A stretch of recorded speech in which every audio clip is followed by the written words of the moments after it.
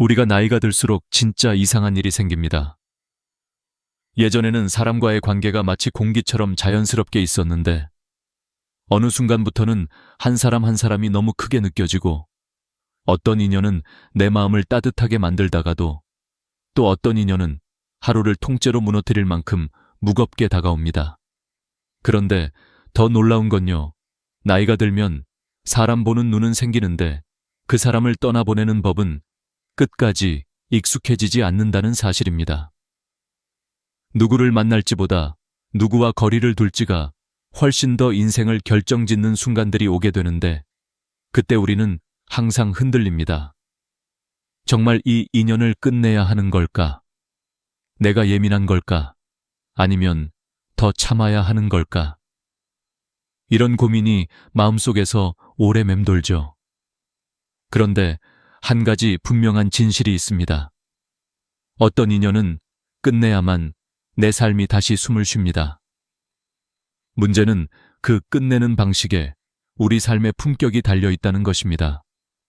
감정으로 끊으면 상처가 남고 지혜로 끊으면 삶이 단단해집니다. 인연을 끊는 건 용기입니다. 하지만 어떻게 끊느냐는 품격입니다. 저는 오랫동안 많은 어르신들의 이야기를 들으며 한 가지 공통점을 발견했습니다. 다들 문제 있는 사람을 떠난 걸 후회하진 않지만 떠나는 그 순간에 내 태도는 오래 남는다고 말하더군요. 그 말이 참 깊었습니다. 우리는 보통 떠난 사람만 기억한다고 생각하지만 사실은 내가 떠난 방식이 나를 정의합니다. 어떤 얼굴로 마지막을 맞았는지, 어떤 말로 관계를 정리했는지, 어떤 마음으로 등을 돌렸는지가 인생의 다음 인연을 결정하죠. 그래서 저는 오늘 이야기의 문을 이렇게 열고 싶습니다. 이별은 상대를 떠나는 게 아니라 나의 다음 인연을 만든다. 사람과의 관계는 덧셈도 아니고 뺄셈도 아닙니다. 덜어내야 더 나아지는 순간이 있고, 놓아야 내 삶이 가벼워지는 순간이 있고, 정리해야 내 마음이 회복되는 순간이 있어요. 특히 50대, 60대, 70대를 지나면서 우리는 인생의 황혼기에 들어가고 어떤 사람들과 함께 남을 것인가가 새롭게 중요한 문제가 됩니다.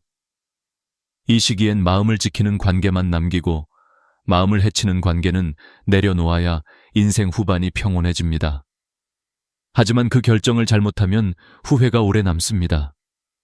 갑작스러운 말 한마디, 감정이 올라온 날에 던진 상처 주는 말, 순간에 화로 내뱉은 비난, 차갑게 돌아선 뒷모습.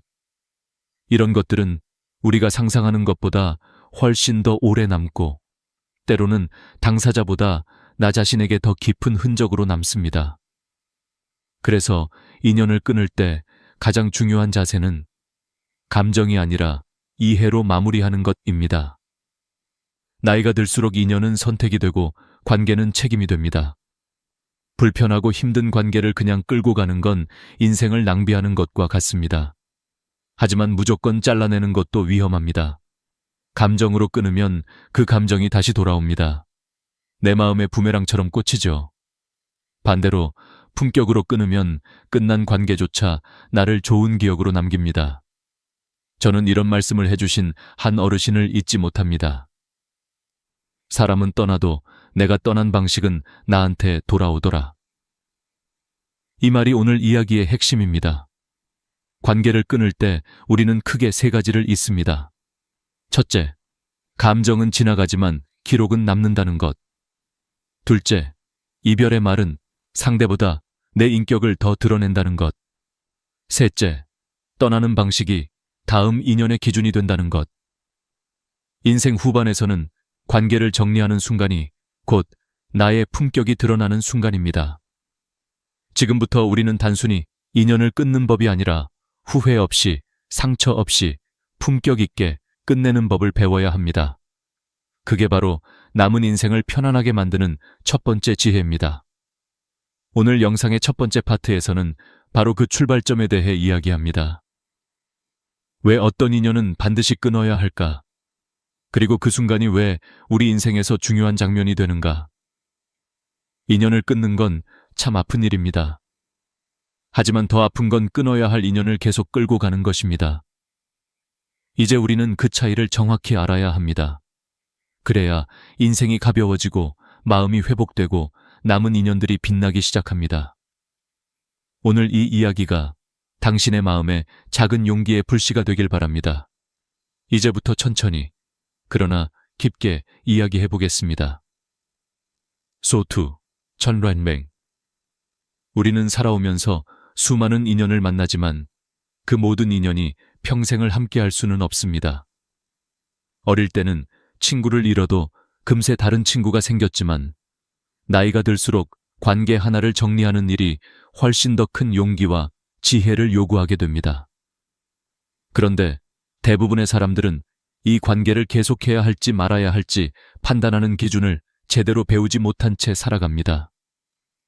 그래서 이미 마음속에서는 수십 번 경고 신호가 울리고 있는데도 정작 몸은 그 사람을 계속 붙잡고 있고 마음은 더 지쳐갑니다.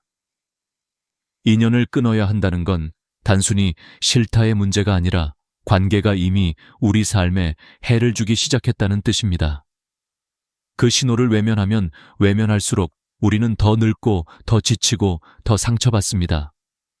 그래서 오늘은 꼭 기억해야 할 신호들을 이야기하려 합니다. 듣는 순간, 아, 그래서 내가 힘들었구나 하고 마음이 크게 고개를 끄덕이실 겁니다. 첫 번째 신호는 내 마음이 자꾸 작아지는 인연입니다. 함께 있으면 위로가 되고 말 한마디를 나눠도 마음이 채워지는 사람이 있는 반면 반대로 같이 있는 것만으로도 내 마음이 눌리고 기가 죽는 사람이 있습니다. 말투 하나, 표정 하나가 늘 나를 작게 만들고 은근한 비교와 비난으로 내 자존심을 흔들어 놓는 사람들. 관계란 서로를 키워주는 것이어야 하는데 그 사람을 만나고 돌아오는 길마다 유난히 어깨가 무겁다면 이미 신호는 충분히 온 것입니다. 나이가 들수록 우리는 누군가에게 작아져야 할 이유가 없습니다. 평생 버티고 견디고 살아온 사람인데 마지막 인생에서까지 길을 꺾는 사람을 곁에 둘 필요는 없습니다. 내 마음이 작아지는 인연은 결국 내 삶까지 작게 만들기 때문입니다. 두 번째 신호는 서로의 마음이 단절된 인연입니다. 입은 말을 하고 있지만 마음은 서로에게 닿지 않는 관계. 말이 오고 가는데도 늘 공허함만 남는 관계. 연락을 해도 의무감처럼 느껴지고 만나도 예전의 따뜻함이 사라진 관계가 여기에 해당됩니다. 인연은 마음의 온도가 유지되어야 지속됩니다. 하지만 마음이 닫힌 사람과 억지로 관계를 이어가는 건 결국 나 혼자 이 관계를 지탱하고 있다는 뜻입니다. 그때 우리는 알게 됩니다. 아, 이 관계는 이제 끝을 향해 가고 있구나. 마음이 단절되면 그 사람의 말이 상처로 들리고 내 말 역시 그에게 닿지 않습니다. 이런 관계는 더 잡고 있어도 회복되기 어렵습니다. 오히려 정리하는 편이 내 삶의 숨통이 트이게 됩니다. 세 번째 신호는 늘 나만 희생하는 인연입니다. 관계는 주고받음이 있어야 건강합니다. 하지만 어떤 인연은 시간이 지날수록 일방적이 됩니다. 내가 양보하고, 내가 기다리고, 내가 이해하고, 내가 참고, 내가 맞춰야만 유지되는 관계들. 젊을 때는 관계란 원래 이런 거지 라고 생각하며 버틸 수 있었지만 시간이 흐르고 인생 후반에 접어들면 이런 관계는 우리를 고립시키고 지치게 만듭니다. 무엇보다 무서운 건 오래 참다 보면 내가 왜 이렇게까지 하고 있을까 하는 자괴감이 찾아온다는 점입니다. 관계는 서로에게 도움이 되어야 하지 한 사람의 희생 위에서 유지되는 것은 결코 건강한 인연이 아닙니다. 내 삶의 균형을 무너뜨리는 인연은 과감히 내려놓는 것이 지혜입니다. 네 번째 신호는 내 삶의 에너지를 빼앗아가는 인연입니다. 어떤 사람은 말 한마디만 들어도 기운이 빠지고 만나기 전부터 이미 마음이 피곤해지고 대화를 마치고 돌아오는 길에 혼자 한숨이 새어나옵니다. 반대로 따뜻한 사람을 만나면 그날 하루가 환해지고 기운이 살아납니다. 이것은 과장이 아닙니다. 실제로 심리학에서는 이를 에너지 드레인 관계라고 부르며 50대 이후의 인간관계 만족도에 큰 영향을 미치는 요소로 꼽습니다. 한 연구에서는 이런 관계를 1년 이상 지속하면 수면의 질과 기억력까지 떨어지는 것으로 나타났습니다. 즉, 나를 소진시키는 인연을 잡고 있는 건 단순한 감정 문제가 아니라 건강 문제이기도 합니다. 내 에너지가 계속 빠져나가는 인연이라면 그 관계는 이미 오래전에 경고등이 켜진 것입니다. 5번째 신호는 내 삶을 반복적으로 흔드는 인연입니다. 다툼이 잦고 화해해도 다시 상처받고 믿어도 배신당하고 약속해도 지켜지지 않고 마음을 줘도 돌아오는 게 없는 관계. 이런 인연은 결코 우연이 아닙니다. 패턴입니다. 나이가 들수록 반복되는 상처는 더 깊은 흉터가 됩니다. 인연이라는 이름으로 포장되어 있지만 실은 내 삶을 흔드는 바람 같은 존재일 뿐입니다. 사람은 완벽할 수 없지만 반복되는 상처는 용서가 아니라 단절로 배워야 하는 순간입니다. 이 5가지 신호 앞에서 우리는 평생 이렇게 말해왔습니다. 그래도, 혹시, 다음에는. 하지만 인생에서는 그래도가 지나치면 싸움이 되고, 혹시가 오래되면 기다림이 되고, 다음이 반복되면 희망 고문이 됩니다. 신호는 이미 충분히 오래 우리에게 말을 걸어왔습니다. 이제는 그 신호를 외면하는 것이 아니라 받아들여야 합니다. 인연을 속아내는 것이 나쁜 일이 아니라는 것, 때로는 버텨서 지키는 것보다 내려놓아서 나를 지키는 쪽이 더 현명한 선택이라는 것을 나이가 들면 비로소 알게 됩니다. 관계를 붙잡는 힘보다 더 중요한 건 놓아야 할 때 놓을 줄 아는 용기입니다. 그리고 그 용기는 우리의 후반 인생을 더 깊고 더 평온하게 만들어줍니다. 이제 다음 단계로 넘어가겠습니다. 인연을 끊을 때 절대 해선 안 되는 행동, 그 3가지를 깊이 있게 이야기해 보겠습니다. 인연을 끊어야 한다는 사실을 알게 되는 순간 우리는 대부분 마음이 불안해지고 감정이 요동치기 시작합니다. 사람을 떠나보낸다는 건 단순한 결심이 아니라 내 삶의 한 장면을 정리하는 상징이기 때문입니다. 그런데 이 중요한 순간에 많은 사람들이 같은 실수를 반복합니다. 감정이 올라온 상태에서 말을 쏟아내고 그 말이 나중에 평생 후회로 남습니다. 그래서 인연을 끊을 때 반드시 피해야 할 행동들이 있습니다. 이 3가지는 단순한 매너가 아니라 나 자신을 지키는 방법이기도 합니다. 오늘 이 이야기를 들으시는 분들 중에는 내가 그때 그러지 말았어야 했는데 하고 가슴이 뜨끔하시는 분들도 계실 겁니다. 하지만 늦지 않았습니다. 지금 이 순간부터 알게 되면 앞으로의 인연을 훨씬 더 단단하게 지킬 수 있습니다. 첫 번째로, 절대 하면 안 되는 행동은 상대를 험담하는 것입니다. 많은 사람들이 관계를 끊고 난 뒤 이렇게 말합니다. 그 사람이 진짜 이상했어.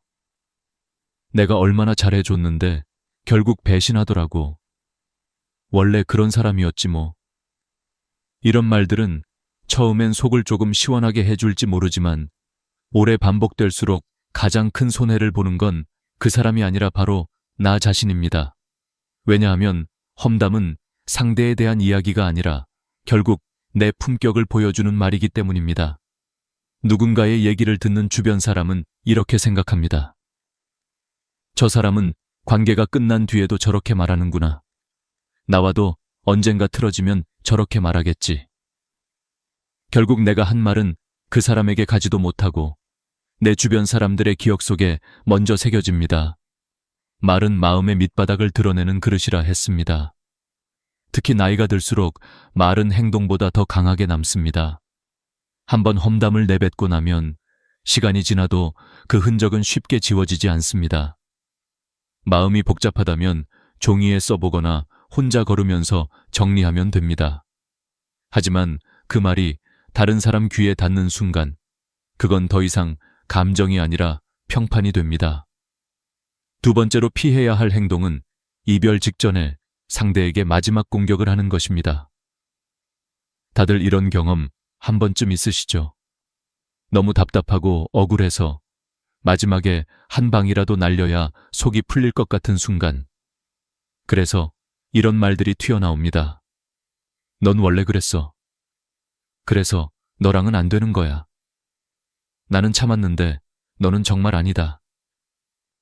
이 말들은 순간적으로 내가 이긴 것 같고 내 감정을 조금 정리해주는 것처럼 느껴질 수도 있습니다.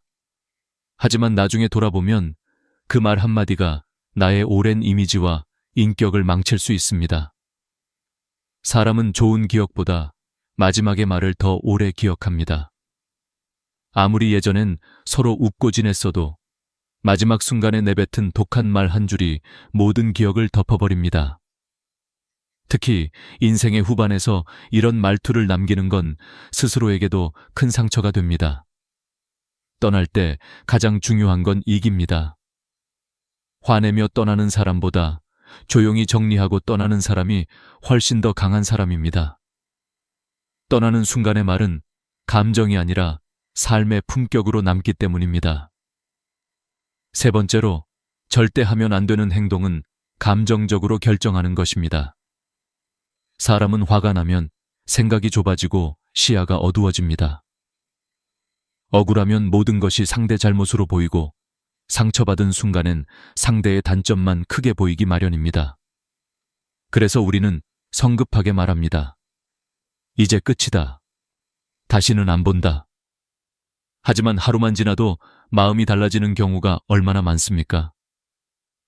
감정이 폭발한 순간에 내린 결정은 대부분 후회로 이어집니다. 실제로 심리학에서도 분노 상태에서 내리는 관계적 결정의 70%가 나중에 번복되고 그중 많은 경우가 그때만 아니었으면 괜찮게 유지될 관계였다고 분석됩니다. 감정은 바람처럼 지나가지만 그때 내린 결정은 현실로 남습니다. 그래서 저는 늘 이렇게 말씀드리고 싶습니다. 감정이 흔들릴 땐 결정하지 마세요. 하루를 보내고 하룻밤 자고 마음이 고요해진 다음 다시 생각해 보세요. 그때 비로소 보입니다. 이 인연이 정말 끝내야 할 인연인지 아니면 단지 내가 상처받아 흔들리고 있는 순간인지를. 급하게 말하고 급하게 등을 돌리는 이별은 상대를 벌 주는 것처럼 보이지만 사실 가장 크게 벌 받는 건 나 자신입니다. 우리가 인생에서 후회하는 건 사람을 떠났기 때문이 아니라 그 순간의 감정으로 떠나버렸기 때문입니다. 그래서 관계를 정리할 때 가장 필요한 건 감정이 아니라 지혜입니다. 감정이 많으면 판단이 흐려지고 지혜가 있으면 감정이 잦아듭니다. 인연을 떠나보낼 땐 반드시 평온한 상태에서 결정해야 합니다. 그럴 때 우리는 후회가 없습니다. 그럴 때 떠나는 인연도 나를 미워하지 않고 남아있는 인연도 나를 신뢰합니다. 결국 이별의 품격은 다음 인연을 결정짓는 문이 됩니다.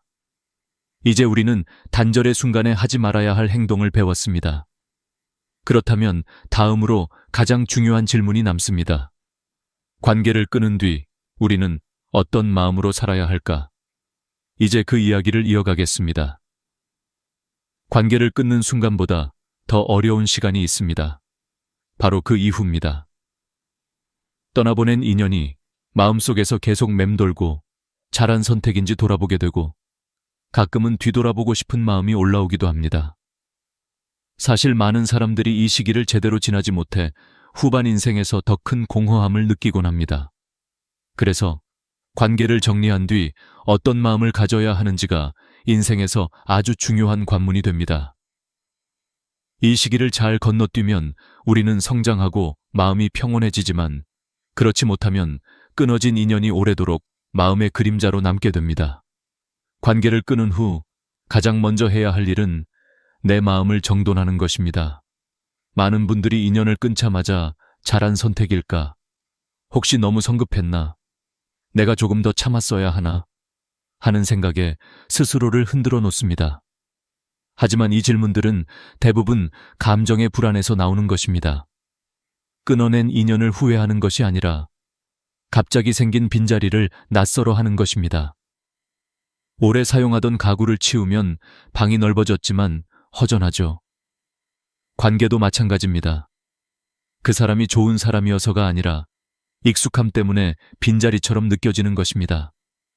이 빈자리의 감정을 잘못 해석하면 다시 나쁜 인연을 붙잡게 됩니다.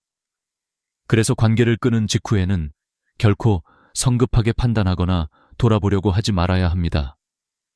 감정이 아니라 시간 속에서 마음을 정리해야 합니다. 두 번째로 중요한 것은 그 관계에서 내가 무엇을 배웠는지 스스로에게 질문하는 것입니다. 사람은 실수보다 후회를 더 무서워합니다. 그런데 인연을 정리한 뒤 제대로 돌아보지 않으면 그 관계는 단순히 지운 기록으로 끝나지만 다시 생각하고 정리하면 삶의 교훈으로 남습니다.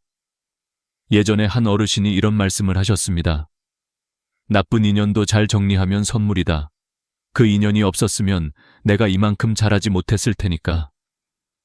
이 말은 단순한 위로가 아닙니다. 실제로 심리학에서도 이별 뒤에 성찰이 있을 때 사람의 자존감이 더 높아지고 인간관계 선택 기준도 더 분명해진다고 말합니다. 내가 왜 상처받았는지, 무엇을 참았는지, 왜 버텼는지, 앞으로 어떤 사람을 만나고 싶은지, 이런 질문들은 다음 인연에서 나를 더 단단하게 지켜줍니다. 깨진 관계에서 교훈을 건져 올리는 사람은 절대 같은 상처를 반복하지 않습니다. 세 번째로 중요한 건 남아있는 인연을 따뜻하게 바라보는 태도입니다. 많은 사람들이 지나간 인연만 붙잡고 있으면서 정작 지금 곁에 있는 사람들에게는 마음을 충분히 주지 못합니다. 하지만 우리의 인생을 지탱하는 건 떠난 사람이 아니라 남아있는 사람들입니다. 지나간 관계는 끝이 났지만 그 자리를 채우고 있는 새로운 사람들은 지금도 우리의 마음을 기다리고 있습니다. 지나간 인연을 떠올리느라 지금의 인연을 놓치면 결국 우리 삶은 공허해집니다. 인연을 잘 정리하는 사람일수록 현재의 사람들을 더 깊이 아끼는 법을 알고 있습니다.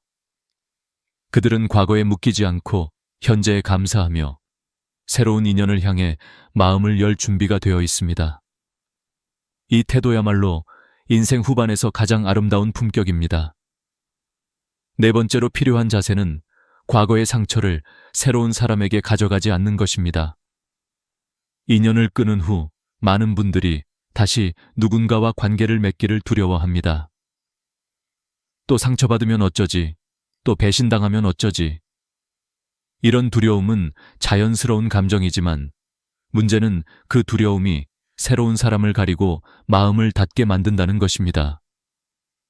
새로운 인연이 내게 다가와도 경계만 하고 마음을 내어주지 못하면 결국 좋은 사람도 스쳐 지나가게 됩니다.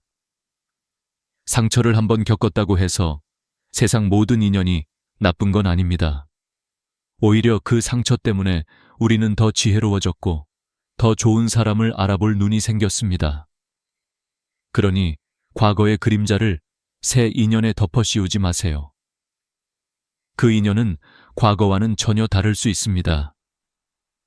진짜 지혜는 상처를 버리는 것이 아니라 상처를 넘어서는 것입니다. 다섯 번째로 중요한 건 자신을 위해 시간을 비워두는 것입니다. 관계를 정리한 뒤에는 무언가를 채우려고 서둘 필요가 없습니다. 오히려 잠시 쉬어야 합니다. 산도 가지치기를 제대로 해야 다시 건강하게 자라듯이 사람도 관계를 정리한 뒤엔 마음을 재정비하는 시간이 필요합니다. 나이가 들수록 이 과정은 더 중요합니다. 왜냐하면 인생 후반의 관계는 하루하루를 함께 보내는 사람들의 질에 따라 삶의 행복도가 크게 달라지기 때문입니다. 마음을 비워두고 쉬어야 좋은 인연이 들어올 공간이 생깁니다. 마음이 상처로 가득 차 있다면 아무리 좋은 사람이 와도 그 따뜻함을 느끼기 어렵습니다. 그러니 잠시 멈추고 쉬고 내 마음을 깨끗하게 해주세요. 그 시간이 길어질수록 당신의 다음 인연은 더 깊고 더 단단해집니다. 그리고 마지막으로 기억해야 할 건 정리된 인연을 후회하지 않는 태도입니다. 어떤 인연이든 끝이 났다는 건 결국 그 인연이 더 이상 내 삶을 건강하게 만들지 못했다는 뜻입니다. 관계는 억지로 유지한다고 유지되는 게 아닙니다. 서로의 마음이 닿지 않으면 결국 자연스럽게 갈라지게 되어 있습니다. 그 끝을 억지로 되돌리려 하지 마세요. 이별이 끝이 아니라 새로운 인연을 향한 시작일 수 있습니다. 인연을 떠나보내는 용기를 가진 사람만이 새로운 인연을 맞이할 자격이 있습니다. 과거의 관계에 머물러 있으면 인생이 멈춰버리지만 떠난 인연을 놓아주면 새로운 길이 열립니다. 그래서 저는 이렇게 말씀드리고 싶습니다. 정리된 인연을 후회하지 마세요. 그 인연은 당신을 더 단단한 사람으로 만들었고, 당신은 이제 더 좋은 인연을 만날 준비가 되어 있습니다. 이제 우리는 관계를 끊은 뒤 어떻게 마음을 회복해야 하는지 알게 되었습니다. 그렇다면 다음 질문은 이것입니다. 앞으로 어떤 인연을 선택해야 할까? 이제 그 이야기를 이어가겠습니다. 관계를 정리한 뒤 마음을 회복하고 나면 자연스럽게 이런 질문이 떠오릅니다. 그렇다면 앞으로 어떤 인연을 선택해야 할까? 이 질문은 단순히 새로운 사람을 만나고 싶다는 뜻이 아닙니다. 이제는 남은 생을 어떤 사람들과 함께 보낼지가 그 사람의 삶 전체를 좌우한다는 사실을 알기 때문입니다. 나이가 들수록 인간관계는 넓어지는 것이 아니라 깊어지고 숫자가 아니라 질이 인생의 행복을 결정합니다. 그래서 인생 후반에는 인연을 선택할 수 있는 기준이 필요합니다. 무조건 다 받아들이는 시대는 끝났습니다. 이제는 곁에 두어야 할 사람과 거리를 둬야 할 사람을 지혜롭게 구별해야 합니다. 첫 번째 기준은 나를 편안하게 하는 사람인가? 입니다. 사람과 만나고 나서 오히려 더 피곤해지고 괜히 마음이 가라앉고 집에 돌아오면 한숨부터 나오는 사람이라면 그 인연은 오래 갈수록 나를 소모시키는 관계입니다. 편안함이란 게 별 특별한 감정이 아닙니다. 괜히 말투를 꾸밀 필요도 없고 내 행동을 설명할 필요도 없고 침묵이 어색하지 않고 같은 공간에 있어도 부담이 없는 상태. 그런 사람이 진짜 좋은 인연입니다. 심리학에서도 인간관계의 가장 중요한 척도는 정서 안정감이라고 말합니다. 아무리 대단한 사람도 아무리 유능한 사람도 나를 불안하게 만들면 오래 곁에 둘 이유가 없습니다. 반대로 편안함을 주는 사람은 삶 전체를 부드럽게 만들고 내 마음을 단단하게 지켜줍니다. 두 번째 기준은 내 감정을 소중히 다룰 줄 아는 사람인가 하는 것입니다. 우리는 평생을 살아도 감정을 잘 다루지 못할 때가 많습니다. 그런데 누군가 내 감정을 가볍게 여긴다면 그 인연은 오래 갈수록 상처가 깊어집니다. 예를 들어 내가 힘든 이야기를 꺼냈을 때 그게 뭐가 힘들어? 라고 말하는 사람.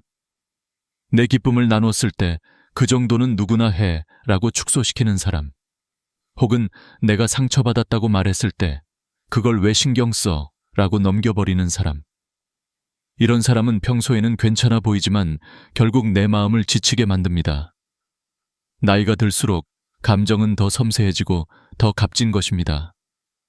내 감정을 존중해주는 사람을 곁에 두고 내 감정을 가볍게 취급하는 사람과는 거리를 두는 것이 인생을 지키는 법입니다. 감정을 이해받는 순간 우리는 다시 살아갈 힘을 얻습니다. 세 번째 기준은 내 삶을 더 나은 방향으로 끌어주는 사람인가? 입니다. 좋은 인연은 화려한 말이나 겉보기의 따뜻함이 아닙니다. 오히려 아주 작은 변화 속에 숨어 있습니다. 예를 들어 그 사람과 대화하고 나면 괜히 더 부지런해지고 싶고 마음이 조금 밝아지고 나도 모르게 웃음이 나오고 혹은 오랫동안 미루던 일을 다시 해보고 싶어집니다.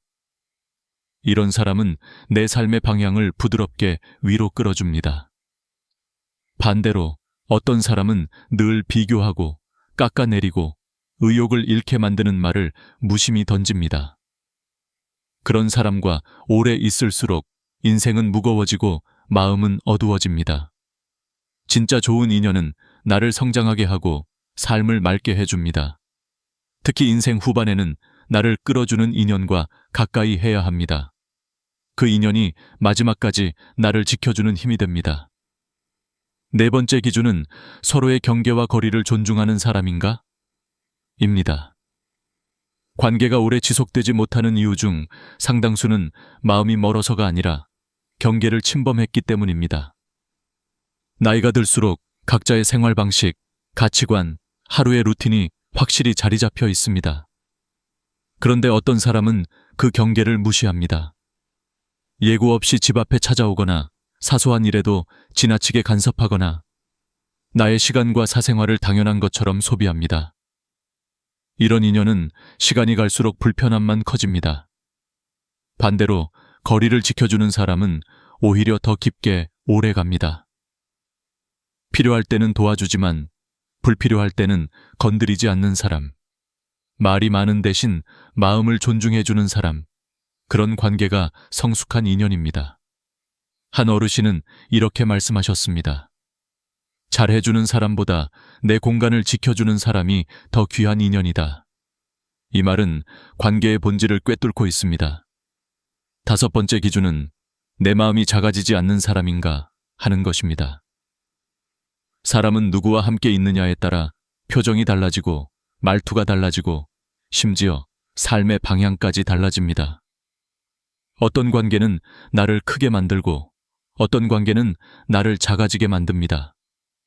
늘 평가하고 지적하고 나를 낮추게 만드는 인연이라면 그 관계는 이미 오래전에 역할을 다한 것입니다. 반대로 작은 것에도 칭찬해주고 내가 한 노력을 인정해주고 나를 있는 그대로 바라봐주는 사람은 마음을 키워줍니다. 그 사람 앞에서는 굳이 잘난 척하지 않아도 되고 실패를 말해도 부끄럽지 않고 약해진 모습을 드러내도 괜찮습니다. 이런 인연이 진짜 평생 인연입니다. 그리고 무엇보다 중요한 건 나 자신도 그런 사람이 되어야 한다는 것입니다. 좋은 인연은 스스로 만드는 것입니다. 여섯 번째 기준은 가치관이 맞는가? 입니다. 젊을 땐 유머나 취향 같은 겉모습의 공통점이 관계를 이어갑니다. 하지만 나이가 들면 관계를 오래 지탱하는 힘은 생활의 가치관입니다. 예를 들어 돈에 대한 태도, 세상에 대한 시선, 사람을 대하는 방식, 갈등을 해결하는 태도. 이런 가치관이 너무 다르면 작은 문제도 크게 부딪히게 됩니다. 반대로 가치관이 맞는 사람과는 같은 방향을 보며 걷게 됩니다. 대단한 대화가 없어도 서로의 마음이 편하고 함께 시간을 보내는 것만으로 삶이 안정됩니다. 가치관이 맞는 인연은 늦게 만날수록 더 소중합니다. 그런 사람은 인생의 속도를 맞춰주는 평생 동행자가 되기 때문입니다. 인연 선택의 기준은 결코 화려할 필요가 없습니다. 결국 중요한 건 단 한 가지입니다. 그 인연이 나를 더 나은 사람으로 만들고 있는가? 이 기준 하나만 잘 지켜도 앞으로의 관계는 훨씬 단단하고 따뜻해질 것입니다. 그리고 이제 어떤 인연을 선택했든 간에 결국 마지막에 중요한 건 어떻게 그 인연을 지켜가느냐입니다. 이제 다음 단계로 넘어가겠습니다. 좋은 인연을 선택하는 눈이 생겼다면 이제 마지막으로 남은 과제는 그 소중한 인연을 어떻게 지켜갈 것인가입니다. 나이가 들수록 관계는 얻는 것보다 지키는 것이 훨씬 더 어렵습니다. 젊을 때는 자주 만나고 자주 웃고 오해가 생겨도 금방 풀렸습니다. 하지만 인생 후반의 인연은 관리하지 않으면 금세 멀어지고 마음을 쓰지 않으면 어느새 관계가 식어버립니다. 그래서 우리는 지금부터 남아있는 인연들을 어떻게 품고 어떻게 따뜻하게 이어갈지에 대한 지혜를 배워야 합니다. 인생의 마지막 품격은 결국 관계에서 결정됩니다. 사람과의 관계가 무너지면 마음도 무너지고 관계가 따뜻하면 삶도 따뜻해집니다. 먼저, 좋은 인연을 지키는 첫 번째 방법은 작은 안부의 힘을 잊지 않는 것입니다. 나이가 들면 자주 만나기 어려워지고 약속 횟수도 줄어듭니다. 하지만 그 대신 짧은 안부 하나가 관계를 오래 지켜줍니다. 잘 지내시죠? 오늘은 건강이 어떠세요? 문득 생각이 나서 연락드렸어요. 이런 말은 대단한 것이 아닙니다. 하지만 그 한 문장이 상대의 하루를 밝히고 관계의 끈을 다시 묶어줍니다. 실제로 심리학 연구에서도 인간관계가 오래 유지되는 가장 강력한 요소 중 하나가 가벼운 접촉이라는 결과가 있습니다. 자주 만나지 않아도 적당한 빈도의 안부 한 번이면 관계는 끊어지지 않고 이어집니다. 나이가 들수록 누군가의 짧은 문자 한 줄이 큰 위로가 되기 마련입니다. 두 번째는 기대하지 않는 것입니다. 우리는 관계에서 상처를 받는 이유의 80%가 기대에서 비롯됩니다. 저 사람은 내 마음을 알겠지. 이 정도는 해주겠지. 이럴 때는 도와줘야 하는 거 아닌가? 이런 마음이 쌓일수록 서운함이 따라옵니다. 기대는 상대를 묶는 것이 아니라 나 자신을 고통스럽게 만드는 감정입니다. 그래서 인생의 후반에는 기대보다 감사를 중심에 둬야 합니다. 누군가가 연락을 주면 고마운 마음으로, 작은 배려라도 받으면 과하게 감사하는 마음으로. 이런 태도를 가진 사람은 오래도록 주변에 사랑받습니다. 기대를 내려놓는 순간 인연은 훨씬 편안해지고 상처가 크게 줄어듭니다. 이것이 성숙한 관계의 바탕입니다. 세 번째는 내가 먼저 주는 사람이 되는 것입니다. 나이가 들수록 우리는 받는 것보다 주는 것에 더 큰 기쁨을 느끼게 됩니다. 누군가에게 도움을 주고 시간을 내어주고 작은 선의를 건네고 당신을 생각하고 있습니다 라는 마음을 표현하는 것. 이런 행동들은 결국 내 삶의 따뜻함으로 돌아옵니다. 인간관계는 절대 단방향으로 유지되지 않습니다. 내가 조금이라도 먼저 주면 상대는 그 마음을 평생 기억합니다. 상대가 먼저 다가오기를 기다리는 사람보다 내가 먼저 손을 내밀 줄 아는 사람이 더 많은 인연과 행복을 얻습니다. 오래 두고 만나는 어르신분들을 보면 공통점이 하나 있습니다. 그들은 언제나 먼저 주는 사람이라는 것입니다. 마음이 넓은 사람, 먼저 다가가는 사람에게 좋은 인연이 모입니다. 네 번째는 용서를 해두는 마음을 준비하는 것입니다. 관계에서 오해는 반드시 생기고 서운함은 피할 수 없습니다. 하지만 나이가 들어갈수록 이 서운함을 오래 끌면 관계는 자연스럽게 멀어집니다. 그래서 늦은 나이의 관계는 용서가 핵심입니다. 잘못한 것을 무조건 넘어가라는 의미가 아닙니다. 단지 그 일에 내 마음을 갉아먹지 않겠다는 태도입니다. 용서는 상대를 위한 것이 아니라 나를 위한 선택입니다. 마음속에서 오래 묵혀두면 관계는 물론이고 건강에도 좋지 않습니다. 연구에 따르면 오래된 분노와 원망은 심장 질환과 불면증, 면역력 저하와 깊게 연관되어 있다고 합니다. 결국 용서는 관계를 지키는 지혜이자 내 삶을 지키는 치유입니다. 다섯 번째는 말을 따뜻하게 선택하는 것입니다. 관계는 말로 시작해 말로 무너지고 말로 다시 살아납니다. 특히 인생 후반에는 말투 하나가 그 사람의 품격이 됩니다. 어떤 말이든 부드럽게 끝내는 사람은 어디에서나 사랑받습니다. 그럴 수도 있겠네요. 그 말 들으니 제가 배우게 되네요. 이해해보려고 노력해볼게요. 이런 말 한 줄이 상대의 마음을 열고 관계를 따뜻하게 만듭니다. 갈등이 생겼을 때도 마찬가지입니다. 상대를 이기려고 하지 말고 상대를 설득하려 하지 말고 내 마음을 차분히 전달하면 관계는 훨씬 부드럽게 흘러갑니다. 말투는 결국 내 인생 태도입니다. 따뜻한 말을 쓰는 사람에게 따뜻한 인연이 모입니다. 여섯 번째는 잃어버린 인연을 붙잡지 않는 지혜입니다. 어떤 관계는 아무리 노력해도 다시 이어지지 않습니다. 서로의 방향이 달라졌거나 마음의 온도가 변했거나 이미 더 이상 함께 갈 이유가 사라졌기 때문입니다. 이런 인연을 억지로 끌고 가면 내 삶이 더 힘들어집니다.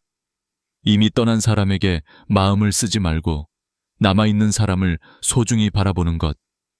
이것이 진짜 지혜입니다.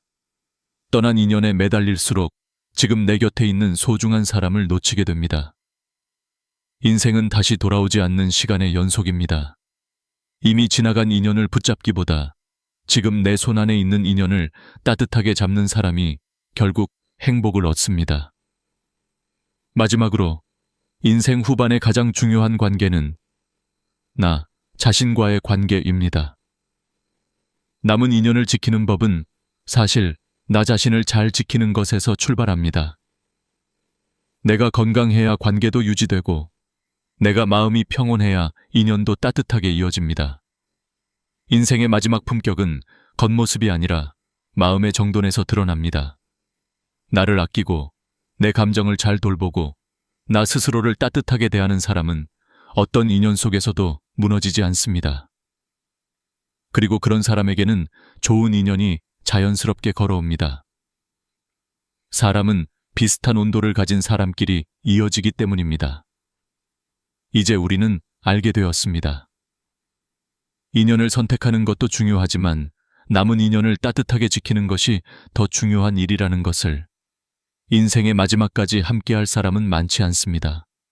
그래서 그 몇몇 사람을 깊게 품으며 살아가는 것이 성숙한 삶의 모습입니다. 관계는 오래될수록 더 귀해지고 시간이 흐를수록 그 가치가 더 빛납니다. 당신의 삶을 따뜻하게 해주는 사람들, 당신을 편안하게 만들고 웃게 만드는 사람들. 그 사람들이 바로 인생의 마지막 품격을 지켜주는 인연입니다. 그 인연을 지키는 법을 알고 있는 사람은 외롭지 않습니다. 삶의 마지막 순간까지 마음이 따뜻합니다. 오늘의 이야기를 끝으로 이제 당신의 인생에서 새로운 인연이 시작되기를 바랍니다. 떠날 인연은 품격 있게 떠나보내고 남아있는 인연은 따뜻하게 품어주세요. 그리고 무엇보다 당신 자신의 마음도 사랑해주세요. 그 마음이 당신의 삶을 더 깊고 고귀하게 만들어줄 것입니다. 나이가 이른이 넘으면 이제 뭐 특별한 걸 할 힘도 없고 하루하루 흘러가는 대로 살아야 한다고들 말합니다. 그런데 제가 수많은 어르신들을 만나고 그분들 삶을 길게 지켜본 뒤 내린 결론은 전혀 달랐습니다.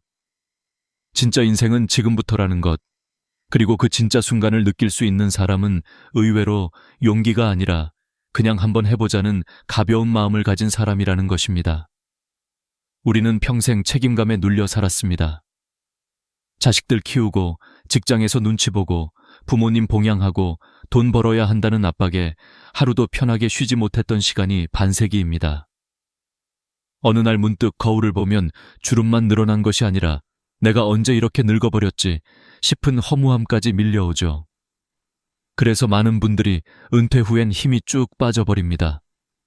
할 일도 없는 것 같고 무엇을 시작하기엔 늦은 것 같고 괜히 뭘 해도 서툴고 어색할 것 같고 젊은 사람들 사이에 끼면 민폐일까 걱정하게 됩니다. 하지만 제가 만나본 70대, 80대 선배들은 이렇게 말했습니다. 늦었다는 생각이 제일 늦는 생각이다. 지금 하는 것이 제일 빠르다.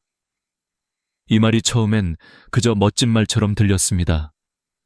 그런데 그분들의 일상을 함께 지켜보니 단순한 말이 아니라 진짜 삶의 지혜였습니다. 어떤 78세 어르신은 평생 회사에 묶여 살다가 은퇴하자마자 일주일 동안 방에서만 TV를 보며 시간을 보냈다고 합니다. 그런데 아침에 밥을 먹고 소파에 앉아 있는데 질문 하나가 머릿속에 떠올랐답니다. 내가 이제 이렇게 늙어 죽을 때까지 소파에만 앉아 있을 건가? 그날 그분은 옷을 갈아입고 동네 공원을 단 10분 걸었어요. 그런데 그 10분이 일상을 완전히 바꿔놓았습니다. 바람이 불고 나무짚이 흔들리고 아이들이 웃고 떠드는 소리.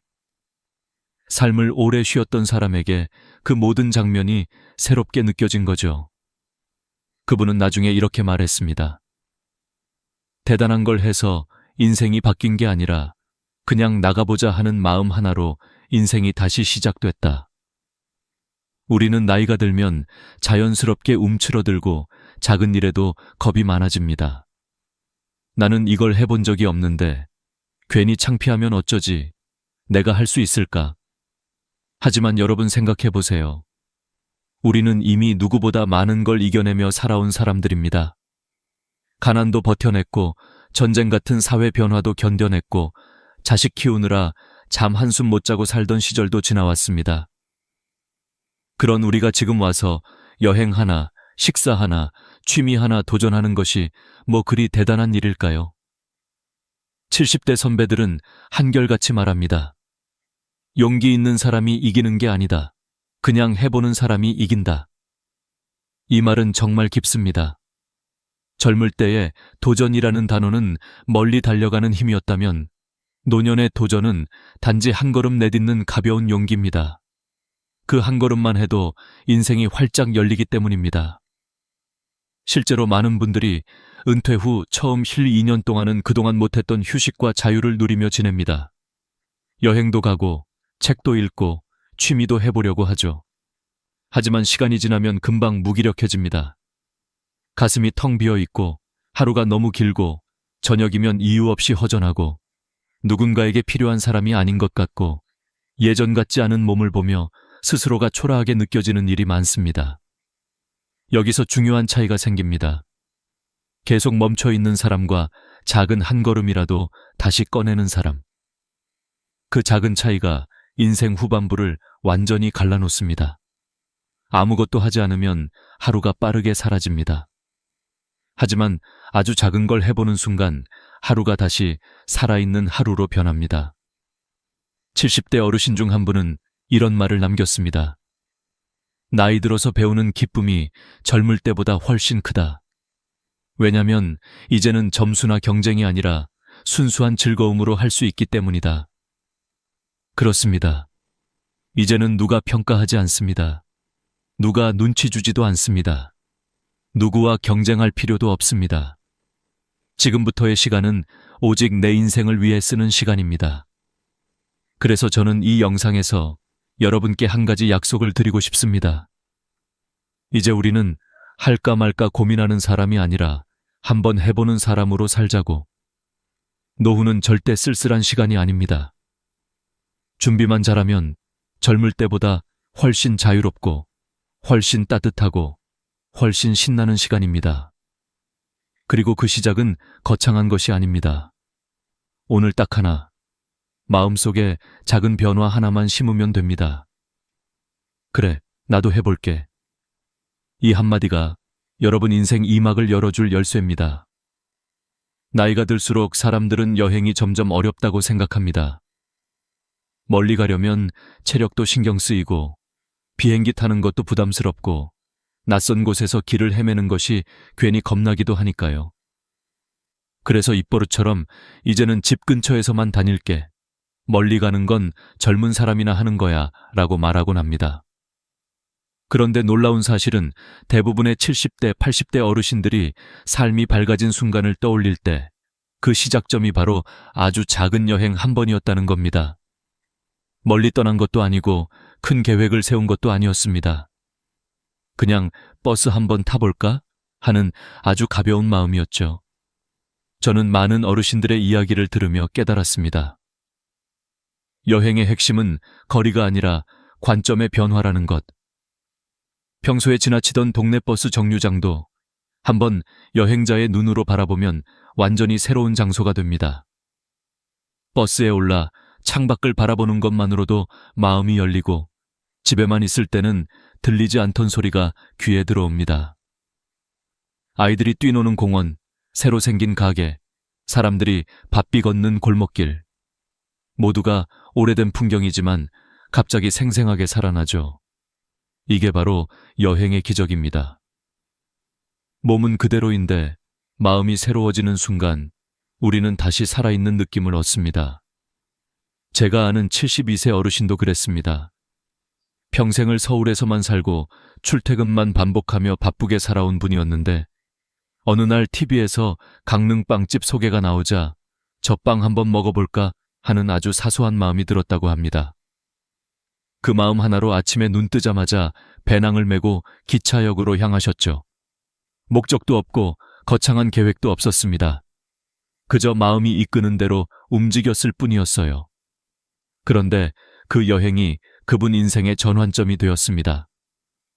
강릉 바닷바람은 생각보다 차가웠고 빵집 앞에는 긴 줄이 있었고 따뜻한 커피 한 잔을 들고 바닷가를 바라보던 그 순간 그분은 속으로 이런 생각이 들었답니다.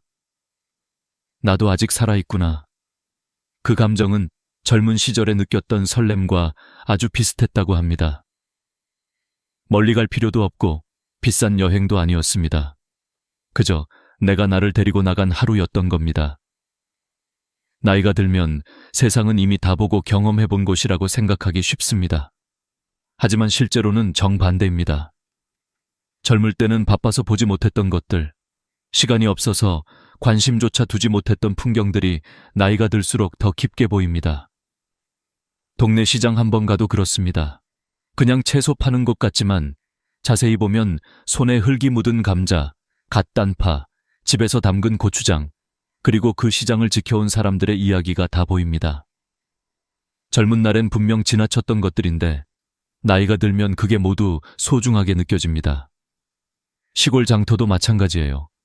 오일장에 가면 채소 냄새, 사람들의 웃음소리, 깽과리 소리, 시장 아주머니들의 구수한 말투가 뒤섞여 어릴 적 고향을 떠올리게 합니다. 시장 국밥 한 그릇이 거창한 호텔 뷔페보다 더 맛있게 느껴지는 건 음식 때문이 아니라 그 안에 담긴 삶의 기억 때문입니다. 실제로 연구에서도 노년층이 느끼는 행복감은 큰 변화가 아니라 일상의 작은 경험이 새로워질 때 가장 높아진다고 합니다. 새로운 장소에 가는 경험, 새로운 냄새를 맡는 경험, 새로운 소리를 듣는 경험, 이런 자극들이 뇌의 활성도를 높여 우울감을 줄여준다는 자료도 많습니다. 그러니 여행은 단순히 즐거움을 주는 게 아니라 뇌 건강까지 지켜주는 생활 습관입니다. 특히 가까운 여행은 더 좋습니다. 체력도 덜 들고 비용도 거의 안 들고 무엇보다 준비에 부담이 없습니다. 아침에 일어나 날씨가 좋으면 그냥 나가면 그게 여행입니다. 목적지도 정하지 않아도 됩니다. 버스가 어디로 가는지 궁금하면 그냥 타보는 것도 좋고 기차역에 서 있다가 바로 떠나는 열차를 타도 됩니다. 이게 바로 나이 든 사람이 누릴 수 있는 진짜 자유입니다. 여행은 멀리 갈수록 좋은 것이 아닙니다. 사실 중요한 건 한 가지뿐입니다.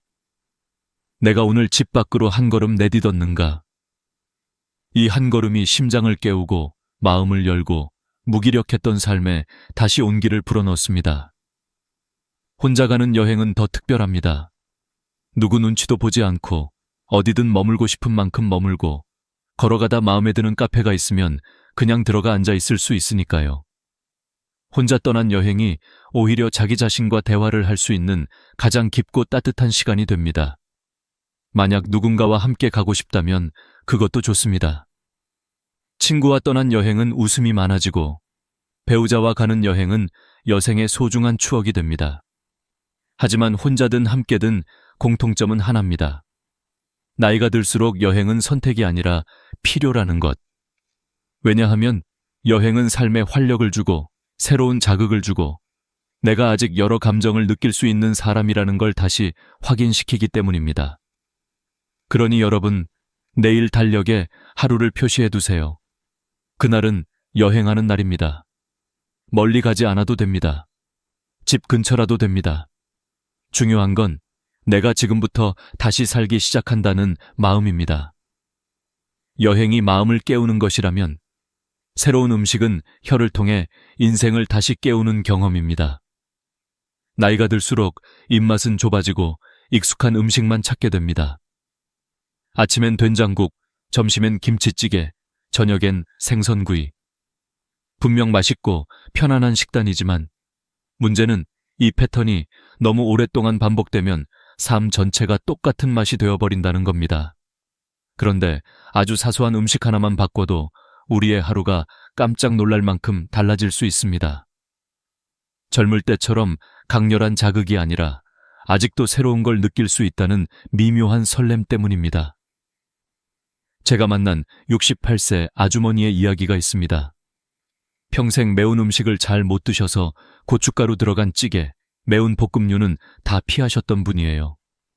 그런데 손녀가 할머니, 요즘 젊은 사람들은 마라탕 많이 먹어요. 한 번만 같이 가봐요. 하고 손잡아 끌고 갔습니다. 처음에는 냄새만 맡아도 머리가 아프다고 하셨는데 한 숟가락 먹는 순간 눈이 번쩍 뜨였대요. 매운데 왜인지 계속 젓가락이 가는 신기한 맛. 그 낯설미 주는 자극이 너무 짜릿했다고요.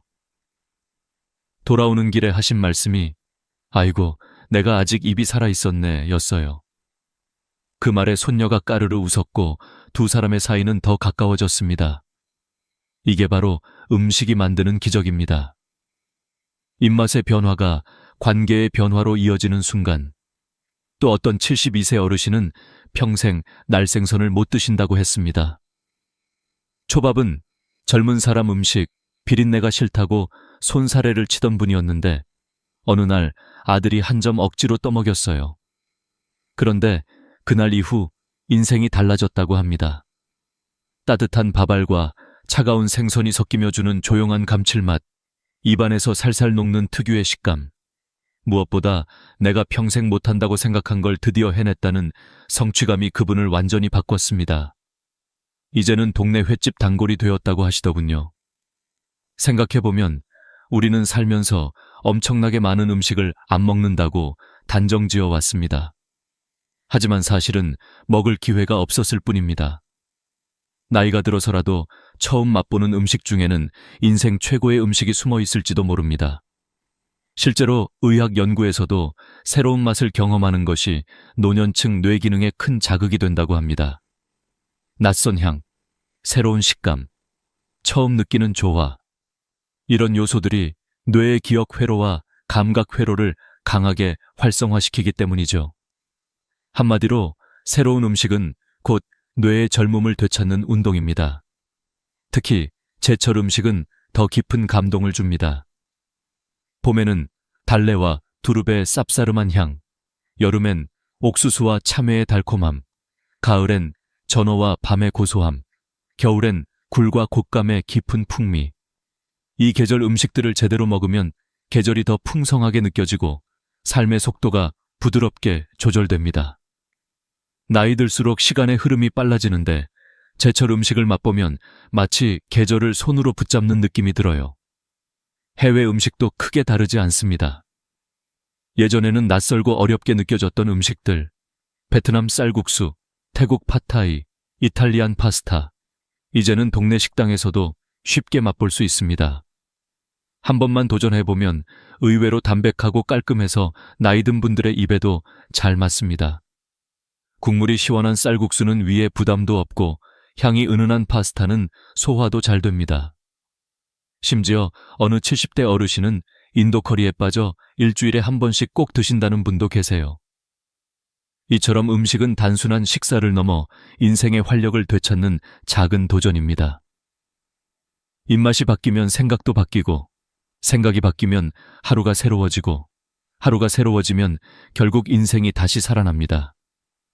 그리고 음식 도전의 가장 큰 매력은 매일 할 수 있다는 것입니다. 여행은 자주 못 가도 음식은 하루 3번 기회가 있습니다. 심지어 편의점에서 샌드위치 하나 바꿔 먹는 것만으로도 기분이 확 달라질 수 있습니다. 카페에서 아메리카노 대신 라떼 한 잔 마셔보는 것도 작은 여행입니다. 제가 진심으로 추천드리고 싶은 건 내일 점심에는 평소 먹지 않던 음식 한 가지를 시도해보세요. 거창할 필요 없습니다. 새로운 음식은 인생을 크게 흔드는 힘이 아니라 조용히 깊게 흔드는 힘입니다. 그리고 그 변화는 생각보다 빨리 찾아옵니다. 먹는 동안 느껴지는 설렘, 오, 이거 괜찮네 라는 한마디, 그 작은 감탄이 삶 전체를 밝히는 불씨가 됩니다. 여러분은 아직도 새로운 맛을 느낄 수 있고, 아직도 놀랄 수 있고, 아직도 설렐 수 있습니다. 입맛은 늙지 않습니다. 우리가 도전하지 않을 뿐입니다. 새로운 음식을 통해 입맛이 깨어난다면 패션의 변화는 마음 전체를 다시 깨우는 일입니다. 나이가 들수록 우리는 점점 편안함을 기준으로 옷을 고르게 됩니다. 늘 입던 바지, 늘 입던 셔츠, 늘 같은 색깔의 재킷. 어느 순간 옷장에는 비슷한 색과 비슷한 형태의 옷만 남습니다. 이런 변화는 자연스러운 일이지만 문제는 이 반복된 패턴이 우리 몸뿐 아니라 기분까지 동일하게 만들어버린다는 겁니다. 거울 앞에 서면 늘 똑같은 내가 있고 그 익숙함 속에서 활력이 조금씩 사라지기 시작합니다. 그래서 나이가 들수록 더 작은 변화가 필요해요. 단 몇 가지 옷만 바꿔도 삶이 깜짝 놀랄 만큼 달라지는 이유가 바로 여기에 있습니다. 제가 아는 70대 어르신 한 분은 평생 농사만 지으며 살아오신 분입니다. 그래서 외출을 할 때도 항상 편한 헐렁한 바지와 오래된 셔츠만 입고 다니셨어요. 그런데 손주의 결혼식이 다가오자 그래도 할아버지가 좀 멋있어야지 하는 마음으로 정장을 맞추러 가셨습니다. 처음 맞춰 입은 양복이 어색해서 웃음만 나오셨다는데 결혼식 날 사진을 찍고 난 뒤 들은 말 한마디가 그분의 인생을 바꿨습니다. 아이고, 아직도 청년이네. 그 말에 얼굴이 화끈거릴 정도로 부끄러웠지만 마음 한편에서는 살아있던 젊은 나가 다시 깨어나는 느낌이었다고 했어요. 그 뒤로는 시장에 갈 때도 일부러 셔츠에 조끼를 걸치고 외출할 때는 밝은색 모자도 쓰면서 기분이 좋아졌다고 합니다.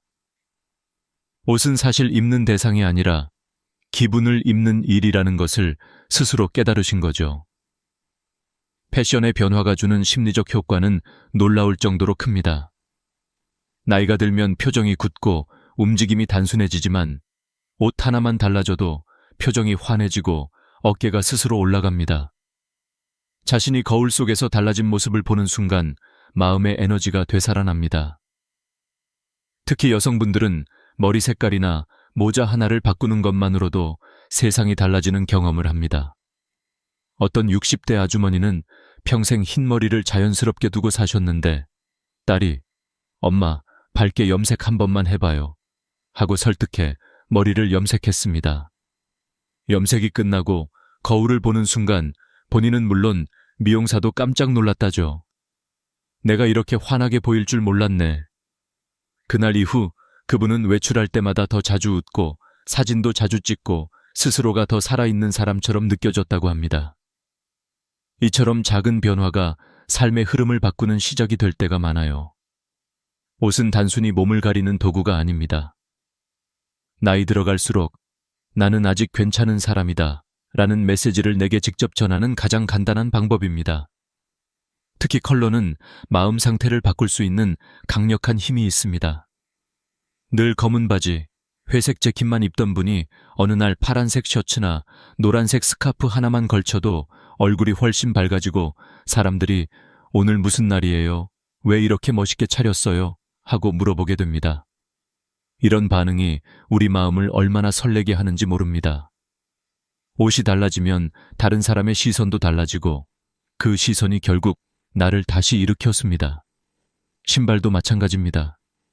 늘 신던 검은 운동화 대신 가벼운 흰색 스니커즈를 신어보세요. 많은 분들이 나이 들어서 흰 신발은 어울리지 않는다고 생각하지만 막상 신어보면 발걸음이 훨씬 가볍고 동안처럼 보이는 효과가 있습니다. 밝은 신발은 발끝을 들어 올리는 힘이 있어 사람이 자연스럽게 더 씩씩하게 걷게 만들죠. 걷는 자세가 바뀌면 마음의 자세도 함께 변합니다. 그래서 저는 자주 이런 말을 합니다. 신발을 바꾸면 발걸음이 바뀌고 발걸음이 바뀌면 인생이 바뀐다. 별것 아닌 변화처럼 보여도 그 작은 한 걸음이 삶 전체의 분위기를 바꿉니다. 모자 역시 굉장한 힘을 가지고 있습니다. 햇빛을 가리는 용도만이 아니라 이미지를 만드는 도구예요.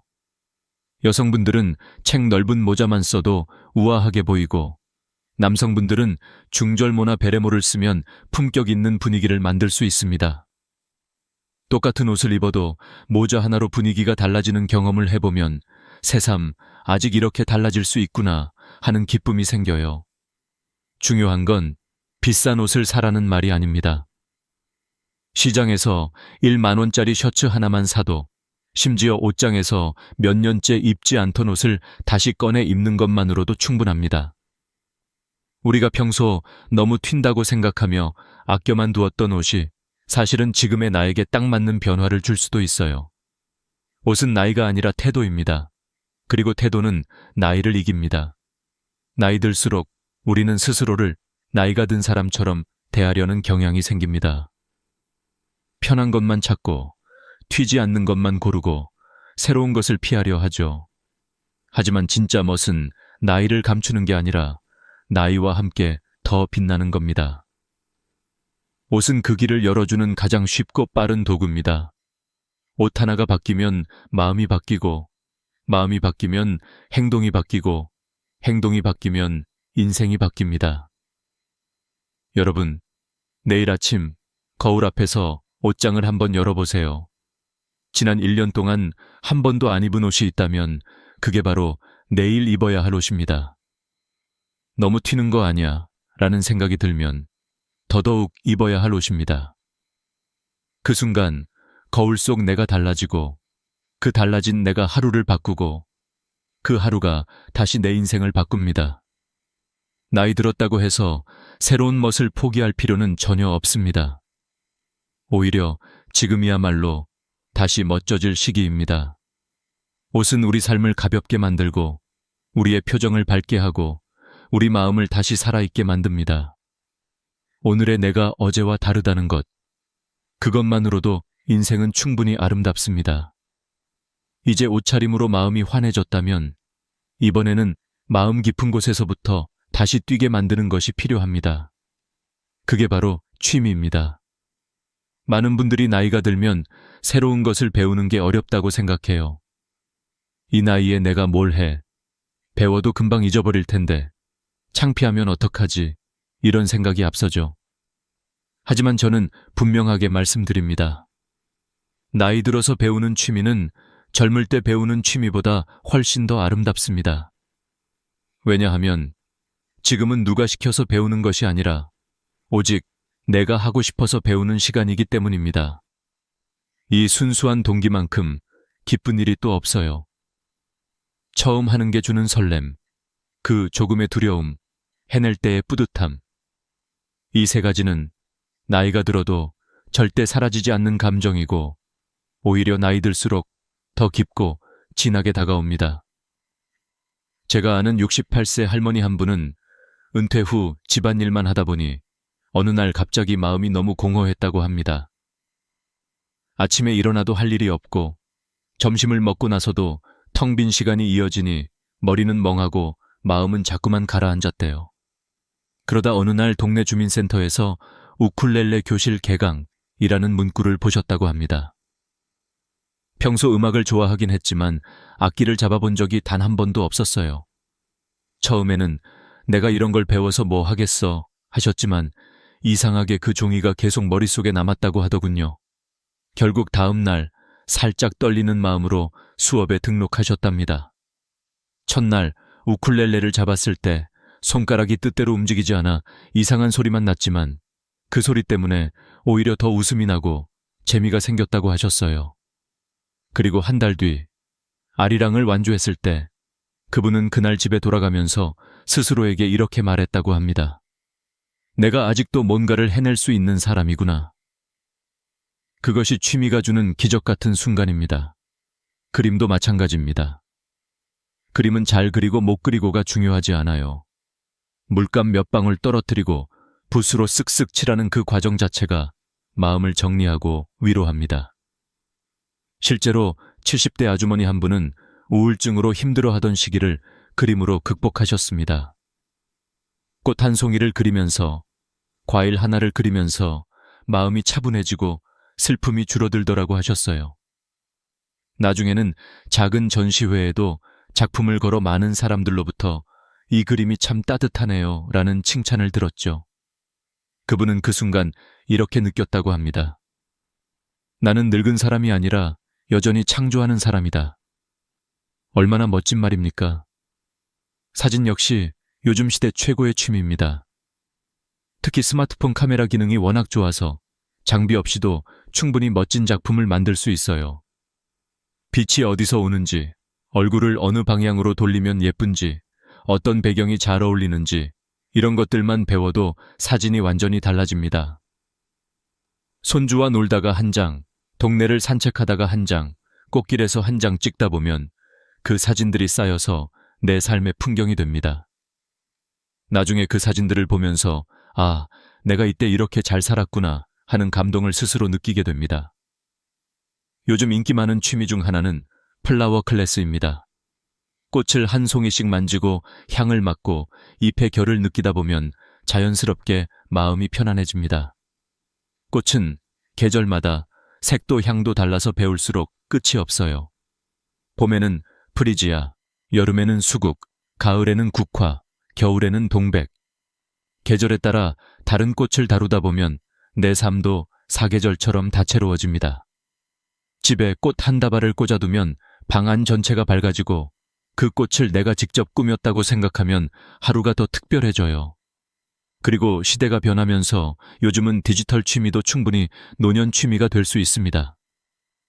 많은 분들이 내 나이에 컴퓨터를 뭘 해? 라고 말하지만 사실 스마트폰 활용만 배워도 세상이 넓어집니다. 검색하는 법, 사진 자르는 법, 동영상 저장하는 법, 음악 찾는 법. 이런 사소한 것들을 배우는 것만으로도 나 자신이 훨씬 현대적이고 능력 있는 사람처럼 느껴집니다.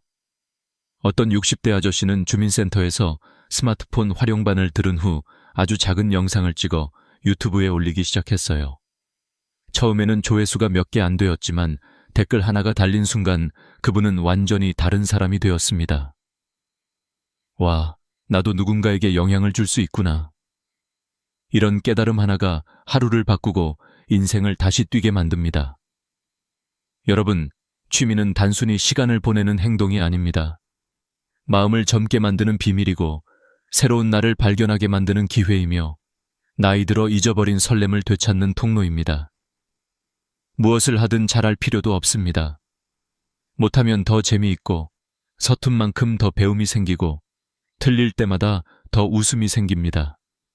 젊을 때는 결과를 위해 배웠다면 지금은 즐기기 위해 배우는 거예요. 그래서 지금이야말로 취미를 시작하기 가장 좋은 시기입니다. 여러분, 내일 아침 종이에 한번 적어보세요. 평생 해보고 싶었는데 못 해본 것.